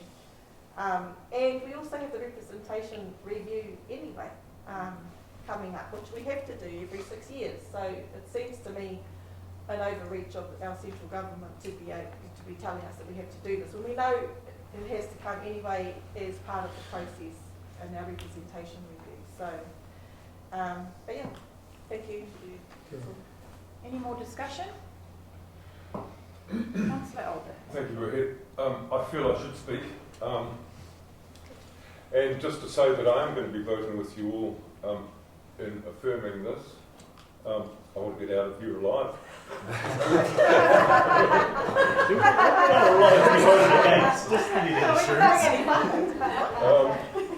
I've outlined the reasons for my abstaining up till now. And it's a big machine that's behind this thing, and we're not going to stop it here. But the challenge is going to be for the next how many months before the next elections, for Maori to get mobilised and vote for what they want. And we're not going to be able to avoid the democratic process. It's going to come full on, and there is our challenge. Thank you. Councillor Telfer. Yeah, I'm a little bit like Colin. I thought this is quite unique, actually having this discussion in a Marae today. I really look forward to it, and I won't be sitting here when that happens. I can tell you that. That we're not having this conversation. We're not having this conversation about Maori and Pākehā or Maori and Chinese or Maori and Indians. There's people who've been in this country for 5 generations. So what I'm trying to say is I've never been in support of Maori wards for the sole reason of we've got 56% or 55% people actually identify as Maori. There's every chance through the democratic process for Maori to be sitting around this table. People just have to go and vote. So that's always been my stance, because I don't want to be putting people into boxes. That's my whole point I'm trying to make. Because I don't want to be putting people into boxes saying you're Maori, you're Chinese, or you're someone. We're New Zealanders, and the sooner we get our heads around that, but we seem to intent on going down that path and putting people into boxes. So that's the reason why I've been against it all the way through, because I don't think there's a need for it. Thank you. Any more korero, any more chats? If not, we're going to vote. Did you ask for division? Yes, that's for division. Our democracy person just left, so I am going to put my democracy hat on and instruct my... There we go. What is that? Are you going to read out the names, or can I start and read out the names? Thompson. Yeah. Yep. Yeah, fully support it. Cranston. Aye. Pahuru Gregory. Aye. Stoltz, yes. Aye. Ria. Aye. Telfer. Aye. Foster. Aye. Wharehinga. Aye. Carried. Thank you. Thank you for your contribution, everyone. And thank you for staff also. And Heather, thank you for this thorough report. So what I'm going to do next, because I think you're all very clever people, I'm going to talk about the remits, quick, smart, and then I'm going to test to see how clever you are. But before I do that, I just want to pass this late paper, this LAP paper. I forgot that we passed this as a late paper. Can I have a second? Yep. I move late paper, seconded by Councillor Wharehinga. All in favour, contrary, carried. So what I'm going to do, you know remits. When I go to the local government conference, and this year it is Orbs, she goes with Te Maruata, but she's also there hanging with Teddy and myself. We will be at the local government conference, and what happens every year is that councils have the opportunity to hand in a remit. You can obviously see this here who's got the best remit in. The Gisborne District Council. There are only 8 remits. There were years where we would vote on 17, but Local Government New Zealand is also actively asking for high-level remits that they can confidently go forward and have policy changes with the government. So that's what we're after. So the question, the test for all of you, as I take you to the remits, is to see, and I'm going to ask it, is there anyone around this table who does not support one of these 8 remits? Because if I'm then not going to go through each remit. I can quickly read them. There's one about the representation review. There's one about the Pāmi asking about the community services card. There's one about Pāmi again asking that Māori wards, rural wards, all of them are just treated the same. Then there's a graduated entrenchment of Māori wards. That's our mate Moko and his crew from the north asking for that. Graduated driver's licensing system. And then, ta-da-da-da, proactive lever to mitigate the deterioration of unoccupied buildings. That's us. And then the GST, which we have been asking for years and years, but some work needs to be done there. Councillor Gregory. Thank you. Could I just ask a question? And it's a very late question under the circumstances, and maybe if we look at for next year, but is this the type of thing that we would do a remit regarding the getting fined for environmental problems in forestry upgraded to an appropriate level? Is this the type of thing where we would do that? We could. So next year, will you write a paper Yes, for us? I will. Thank you for that. So that's something that we can take with all of those other ones. Yeah. That, so is there I don't want to cheapen the process. It's not. I just think we can be smart. Councillor Cranston. I do have a concern. Unfortunately, it's with our remit.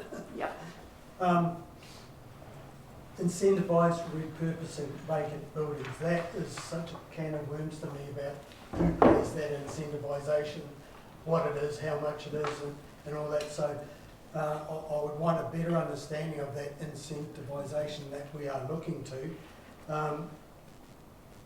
Through the document, it's mostly about commercial buildings, but there are references to residential as well. So it's a bit of a minefield as to the identification of derelict, and if we did go down the road of residential, that could be a huge minefield about that's derelict, that's not, that's derelict, that's not.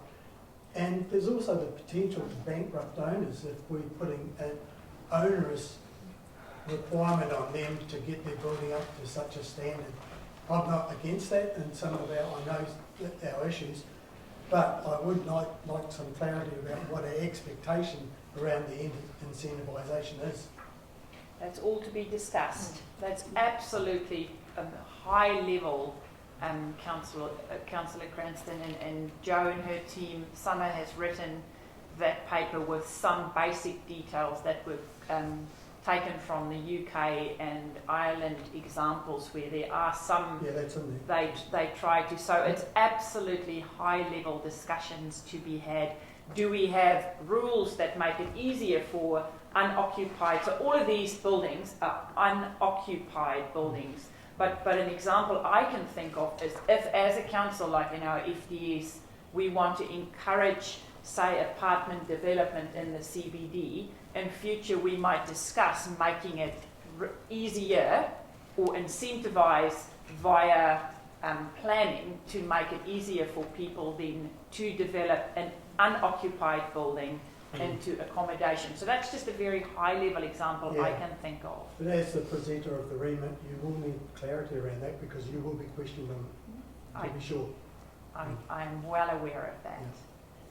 Thank you for highlighting that, Councillor Cranston.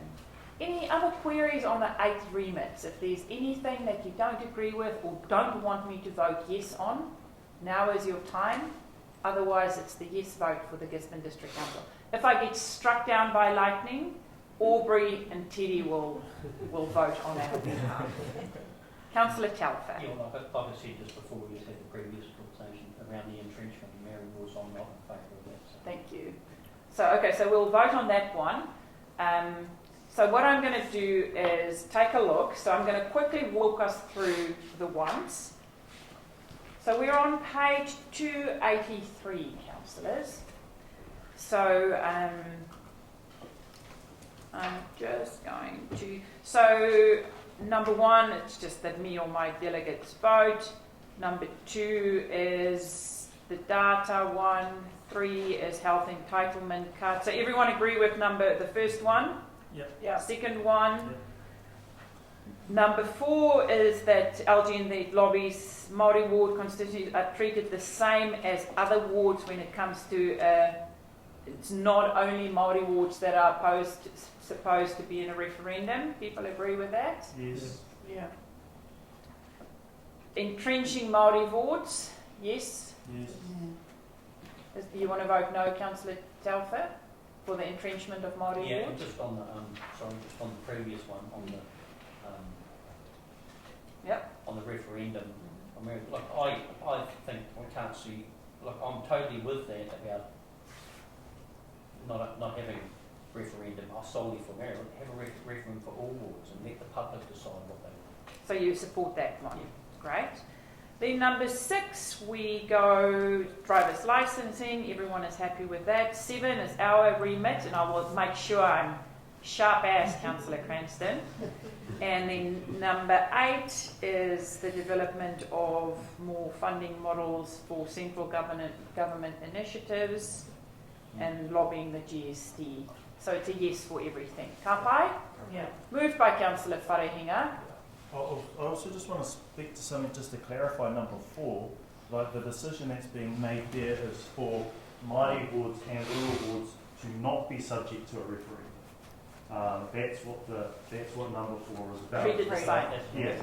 Yeah, treated the same. So because rural wards aren't subject to a referendum, and I do just want to line up for I guess Councillor Telfer's sake in opposing Māori wards because of not putting them in boxes. By default, that also says you oppose rural wards because that's also putting our community into boxes.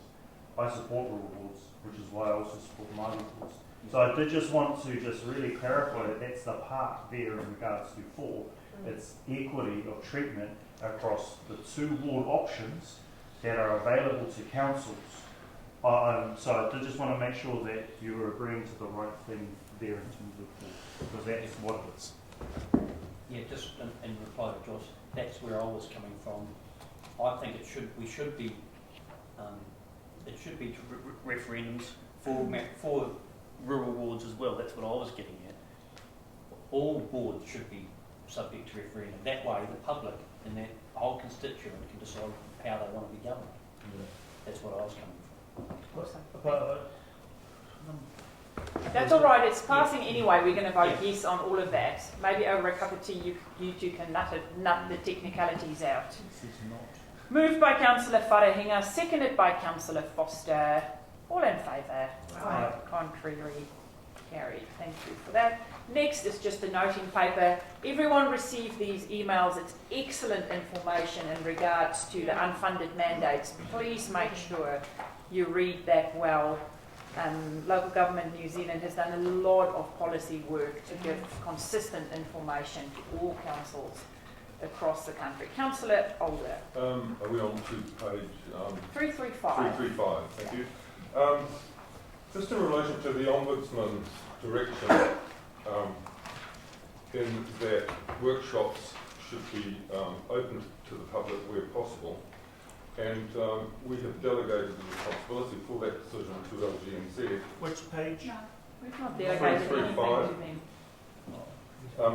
Under the bullet points, support bullet points, guidance on LGNZ standing orders template has been updated to incorporate changes to the definition of a quorum and the Ombudsman's recent report on public access to workshops. LGNZ is working with Taitu Ara to fine-tune the template with a focus on readability. It worries me that this whole process is perhaps being stalled a little bit, in that we're not going to get any information on this until early 25. By the time we then deliberate on it, it will be a long way down the path before we have any further action. A couple of questions. Are we able to get a heads up with what LGNZ has got to the table so far? And two, what is Taitu Ara's input into it? So I just want to address two issues before I ask Heather and Nadine, because you're in Taitu Ara. So at this stage, all the recommendations the Ombudsman are making, we already use. Our workshops are open, so it's not like it's holding us back from anything that they are asking of us. So we are fully compliant. The paperwork is not there yet, because what we have asked at our meeting at Potaka is that we are not going to put staff time into writing a report which Local Government New Zealand, like the other policy work, are doing on behalf of all councils. So my concern, I hear your time concern, you don't have to worry about that, because already we have taken the recommendations into account. It's just a case of waiting for the paperwork, which we quite happily voted not to have staff do an extra report if someone else is doing it anyway. Nadine and then Heather, or Heather and then Nadine. Heather, because you're in Taitu Ara. Working group for Taitu Ara. Through your worship, my understanding is at the moment the two bits that are changing, especially the workshops, are with Simpson Grierson, they had a legal review before then go and get their recommendations of what goes into the draft standing order template. That template is available for the 3-year review of the standing orders. So that is why we don't introduce new standing orders generally until after the 2025 elections. So we can make amendments, but at the moment, workshops aren't included in our standing orders. They're an appendix and it describes our process. We follow it. Workshops are now publicly available in your agendas and the governance work plan. So it's not as if we're not doing nothing with the public. And the other recommendations of the Ombudsman, I agree with them there, are resource dependent. So it's sensible to go with the local government New Zealand process. And I'll find out for us where that work is at. Thank you. Kaupai, you wanted to Taitu Ara comment? No? No. All good? Any other questions or queries on the LGNZ report? I'm happy to move that as a board member of LGNZ. Seconder, thank you, Councillor Thompson. All in favour, contrary, carried. So, councillors, we are going to move into public excluded. No, we're not. We are not. We are lap. Lap. Yes. Lap. This is what was handed out. It was emailed as a late paper because the discussion we had was that the intent of councillors were to remove the 150 metre sensitive zone, especially in the CBD, but by the default choice we made that was part of the policy, that meant that yes, we can remove it, but that option then made it stricter in the outer zones. So Nadine had to do some, remember she discussed it with us last week, she had to do some paperwork in order to allow what we wanted. So for councillors, what we wanted was to remove the 150 sensitive site restriction in the CBD, but by the choice we made was by default making it more difficult in the outer areas. That is not the intent we had. So this paper is just to correct that. Ka pai? It got more confusing than I read it, so you. And that's the reason, especially that email Councillor Foster wrote and Nadine then answered, is that the options we had out of that paper had certain limitations, and when we picked and put some together, there were some technicalities that we got caught up in, but this is to clarify that. Thank you, Councillor Foster. Yeah, thank you. Just a query, maybe I wasn't there on Thursday, in Cook, but so maybe it was discussed on Thursday. Could you please just let me know why is this making it more restrictive on the outer part of, rather than the CBD? Why has a 100-metre sensitive site made it more restrictive? Because we stipulated, sorry, through your worship. So there's two parts to it. There's a 150-metre sensitive site part, which was that is sitting with Joe and the team to undertake a region-wide view of how appropriate is the 150-metre rule. With this particular provision was looking at applying, I think the initial recommendations from the draft bylaw following consultation was to be stringent in both the CBD and the wider region, basically everywhere. And when council had that was for class 1 licences. When council had the discussion about that, there was an option that was put forward in it to just retain status quo, which would mean that you could still grant class 1 licences in the CBD and in the outer zone, but under status quo. But when you went for the option 3, what that effect meant that you removed it and the restrictions in the CBD, but option 3 still applied to outside of the CBD. It's very confusing, I know. But this is basically trying to tidy that up and go back to the intention, which was you just didn't want anything changed, keep it in status quo. That would mean effectively a person could apply for a class 1 licence outside of the CBD, and that would be okay, whilst we're also undertaking a review on the 150 sensitive site. Sorry. So that's all good for our district licensing, because we know they've been doing a great job, and they make those decisions accordingly and look at the pros and cons, and so 9 times out of 10 they'll give a license to something that is within 150 metres of a sensitive site. That's fine, but the problem that we've had is that our bylaw has been taken out of town in a different court case and worked against us because we've got that in there. So we need to get rid of that everywhere, so when that bylaw is used in external legal courts of law, it is not used to hinder the progress of hospitality in this region. This is what we're doing today. So yeah, but okay, if we do agree to the LAP that we put in place now for local alcohol policy to be installed now and active in the next week or so, we're still restricting the 150 metres sensitive zone from outside. So that's not really where the intent is. So I've looked at all this. What do you mean from outside? Outside CBD.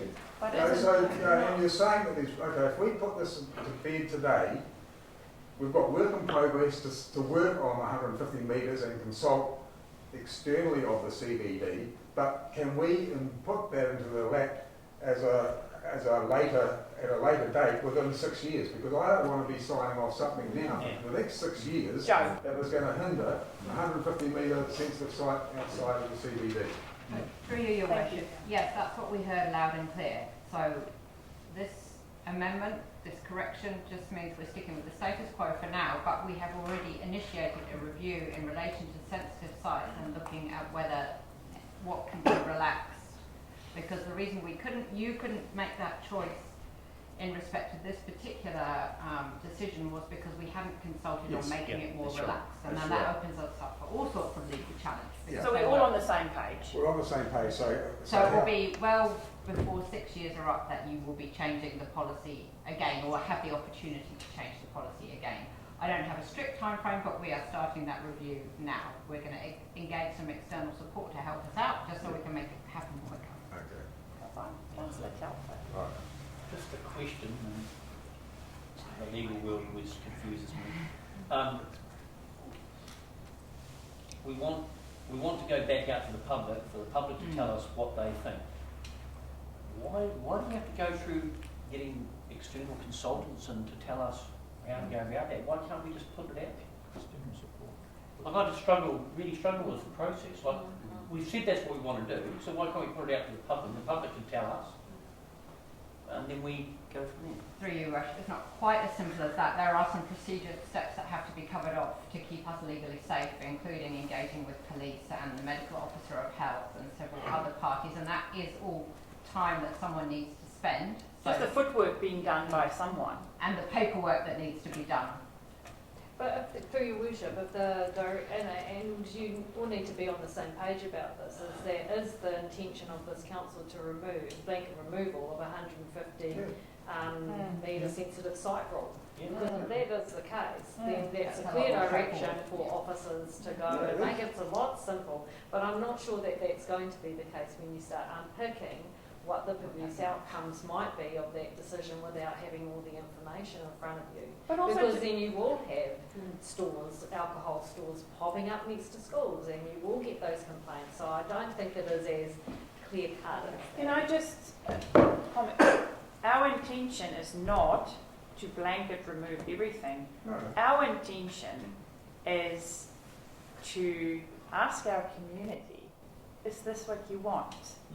So in order for us to ask any question, we do need to talk to Oz and his people at the hospital. We do need to look at the information available. It is not just a case of me whipping up a public meeting in the chambers and saying, can people please come and give us their opinion? There are legal steps and people that need to do the work behind the scene, and that is a staff member or someone getting help to get that done, especially with councillors putting time pressure on people who already have workloads. It is just getting the help to make sure we don't find ourselves in the situation we're finding ourselves in today. So that is my 5 cents worth. I'm just going to go to Councillor Ria, and then, it's just hands. Is everyone waving, or is it a... It was my understanding that it was removal of the 150 metres within the CBD, and then for those outside of the CBD, it was only for new taverns. So it did not apply to current, like the Tab, for example, which is right next to the House of Breakthrough. Like, it didn't apply to them. It would only apply in the future if a new tavern was to be put up. Yep, that was my understanding. So there is a new tavern wanting to be put up where a previous one had been, but there has to be a new licence, and there's a church next door which was okay in the past, but it might not be in the future because of this. And the other thing is, on recommendation 1, it was not, you're saying that the sensitive site outside the CBD was made an error. It wasn't made an error. I can't agree to that number 1 on the recommendation. What page are you on? I'm doing the recommendations. What page are you on? 1 of 8. Oh, we're in the tiny book. We're in the tiny book. So, the first recommendation, make the council decision to introduce a new restriction on the LAC for the issue of licences within 150 metres of sensitive sites outside of the CBD was made an error. It wasn't made an error. It was made. It was. We all agreed that this is for Class 1.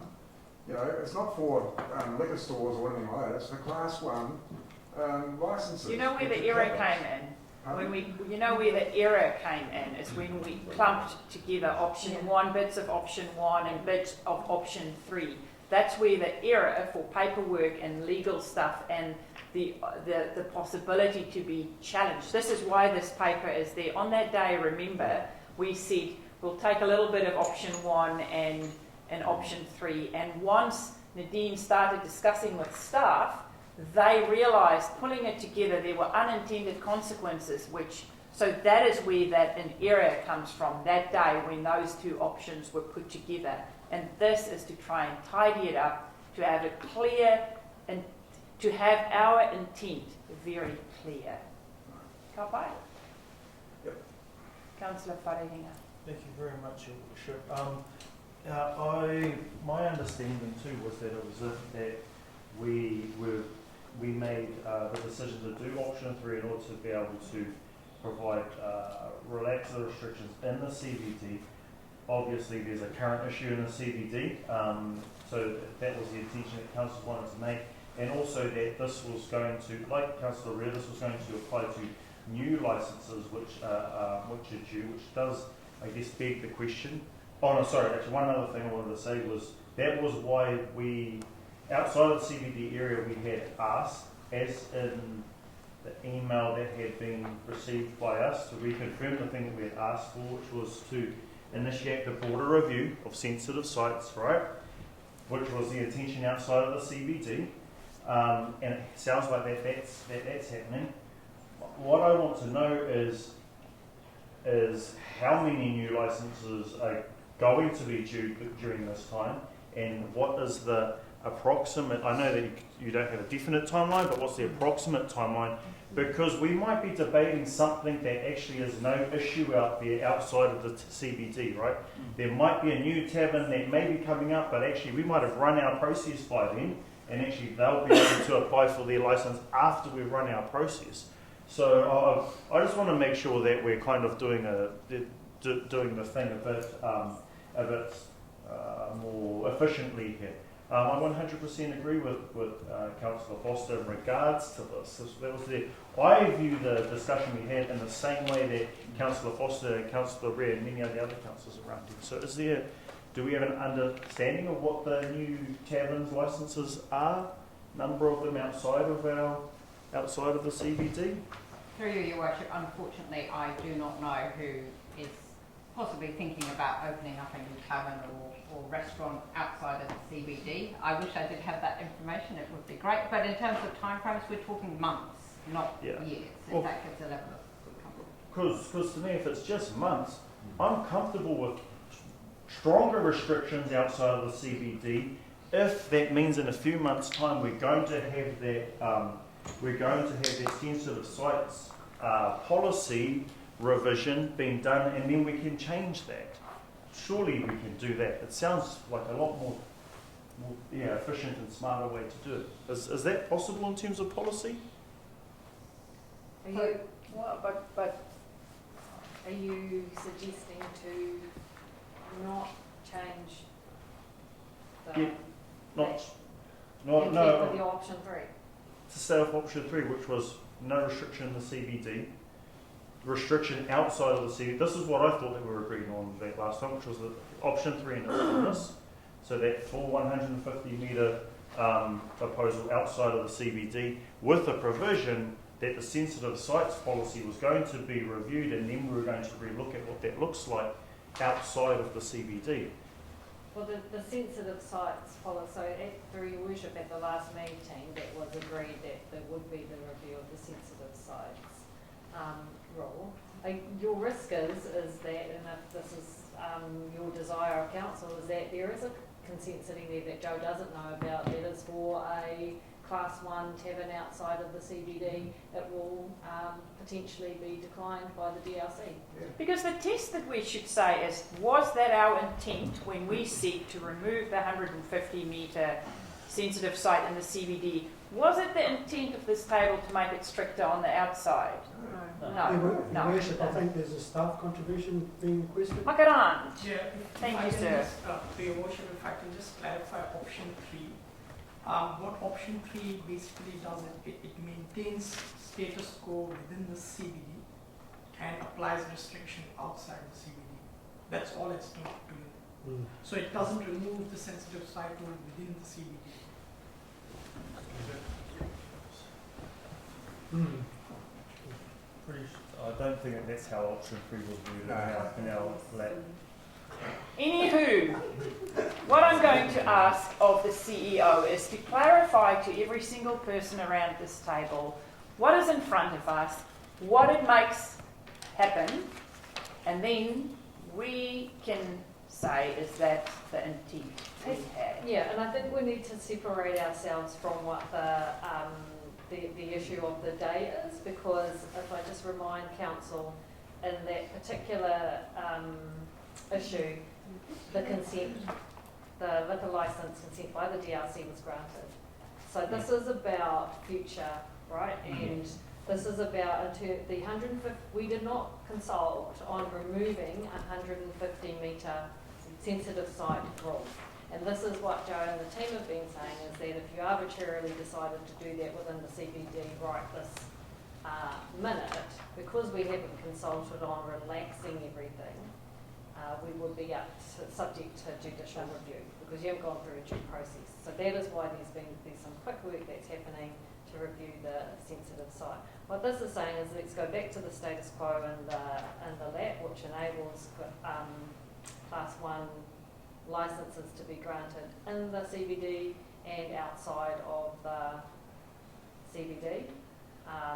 But the 150 metre sensitive site rule will still be taken into consideration by the District Licensing Committee when they consider licences, until you've removed it in its entirety, the 150 metre rule, from wherever it is. So that means that any external law, court can still look at our MAC policy and say, okay, well, we're not going to give you that because your council says 150 metres of a sensitive site. That's totally different to what we've just agreed. I thought that we're going to take it out of the CBD, and then the next stage is that we're going to take it out of, we're going to consult to take it out of the rest of the region. Now, I can wear that. I can't wear the fact that we go back to status quo and not take the 150 metre sensitive site out of the CBD. So can I just want to clarify? see that happening straight away, so we can get hospitality up and running in this town. I think you're misunderstanding, Councillor Foster. Yeah, they can still be granted, as has the DRC done, that's granted the application for the particular issue that's in the CBD at the moment. They can still be granted, but the 150 metre sensitive sites rule is still there. Until when? Until it has been reviewed and revised. And I'm going to go to the technical experts that wrote the paper to also jump in here, please.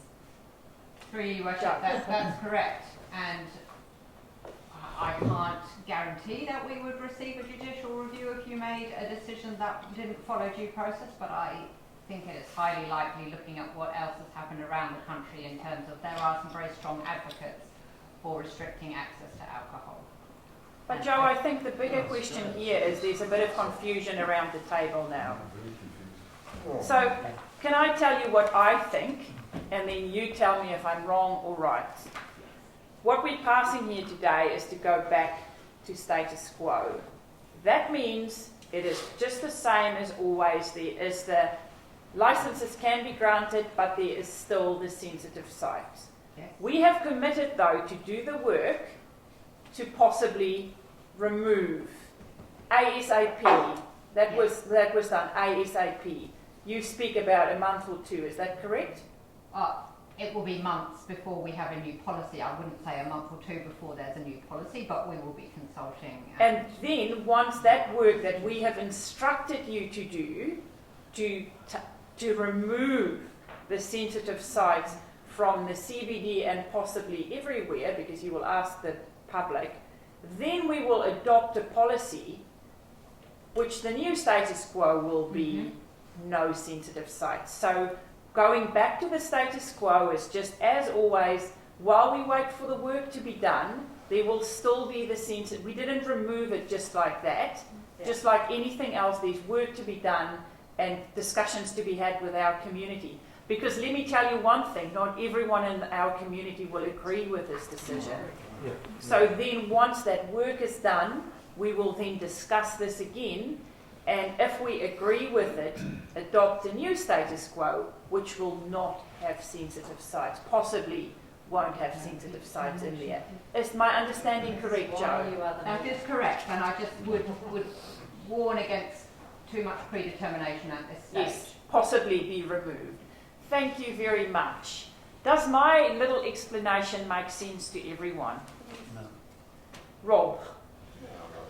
I look at Heather when I say this, and she starts shaking her head at me, I know I've got it wrong. But I was under the impression that the options that were originally put to us,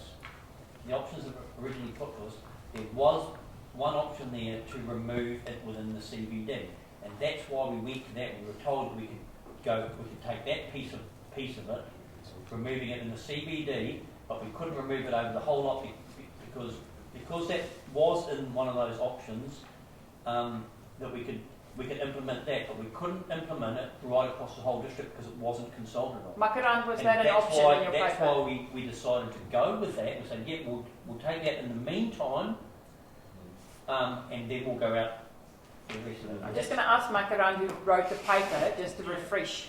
Yeah, unfortunately that wasn't the option. Option 3 meant maintaining status quo within the CBD, and outside the CBD you could restrict class 1 restaurants along with taverns which were around 150 meter sensitive size.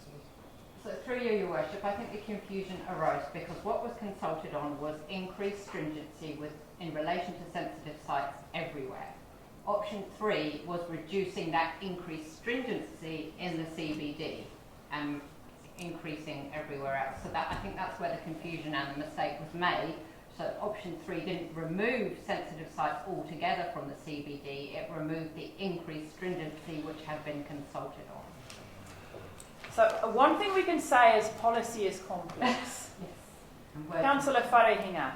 Thank you very much, Your Worship. While I do agree with the and also thank you, Joe, and thank you, Makara, for your guys kōrero. I wasn't able to find them, but as the Mayor had alluded to, you guys are the ones that know all the detail in regards to these things. So I thought that was the decision in terms of option 3. What I'm hearing from you guys is the people that have written that paper clearly wasn't. So we were saying something. What I'm hearing is that we said something that we agreed to something that actually wasn't the thing, but staff heard us agree to this thing. But actually, the writings on the documents was in regards to something else. On that note, I'm more than happy to support the Mayor in regards to this. It's something that I feel like everybody really wants to solve really, really quickly. Not only for everyone that's inside of this building right now, but there's heaps of people out there that need us to resolve this too. So for the sake of moving this forward, thank you very much. Thank you very much, Your Worship. Thank you, staff. Councillor Foster. Yeah, so why are we adopting an amended lap when it's going to be changed again possibly changed again in a couple of months? Why are we even having a legal alcohol policy that has got something in it that none of us agree with? So I'm not happy for any of this. Actually, Joe. Table and that'll create urgency. By trying to get the So then we go back to the current lap we have, which has the sensitive sites in it and doesn't have those improvements around readability, and there was a tweak around advertising. So you could go back to your current LAP, but then you're not any further progressed. But Joe, can you answer Larry's question? He is saying, why are we adopting anything now when you are going to introduce possible changes to the sensitive sites, the work that you are doing?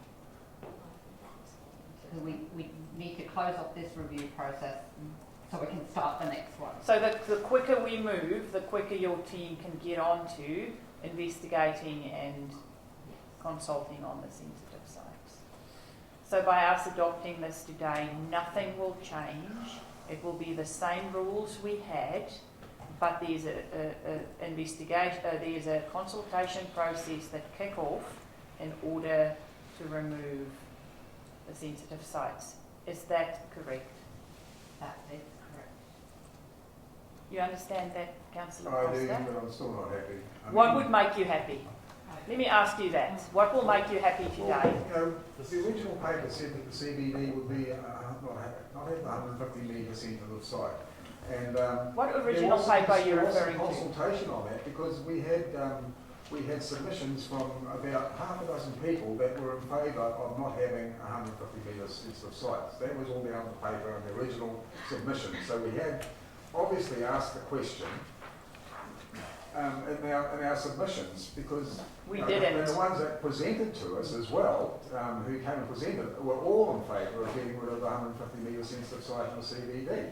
So, well, except for the alcohol, but I would say the people the locals that puts their submissions in were in favour.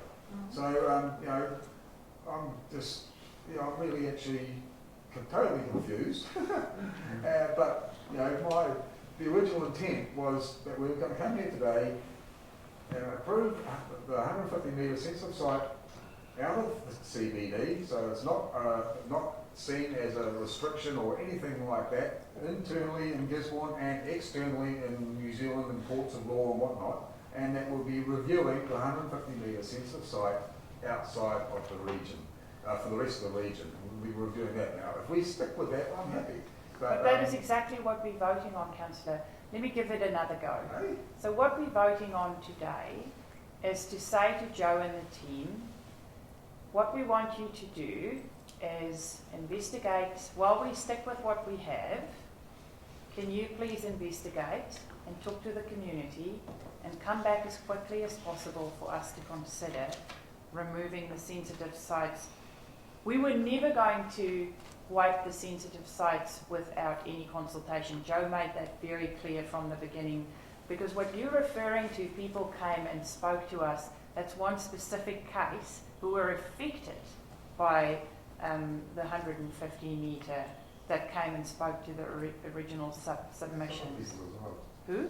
There was other bar owners as well that mentioned the sensitive site. Because of one issue that that became apparent, and that highlighted that issue needed to be addressed.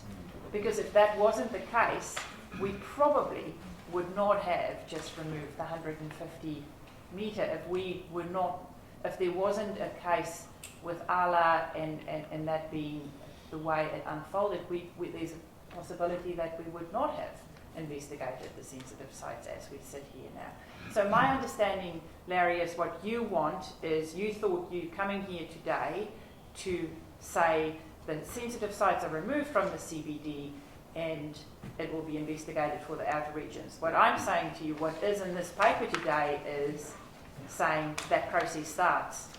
The process of removing from the CBD and the outlying process will start as soon as we can tie a ribbon about the work that crew has done before, and they have clear direction from council how to move forward. And it is very important to get a community voice, because not everyone will be on the same page. Does that make sense to you more? Yes, it does.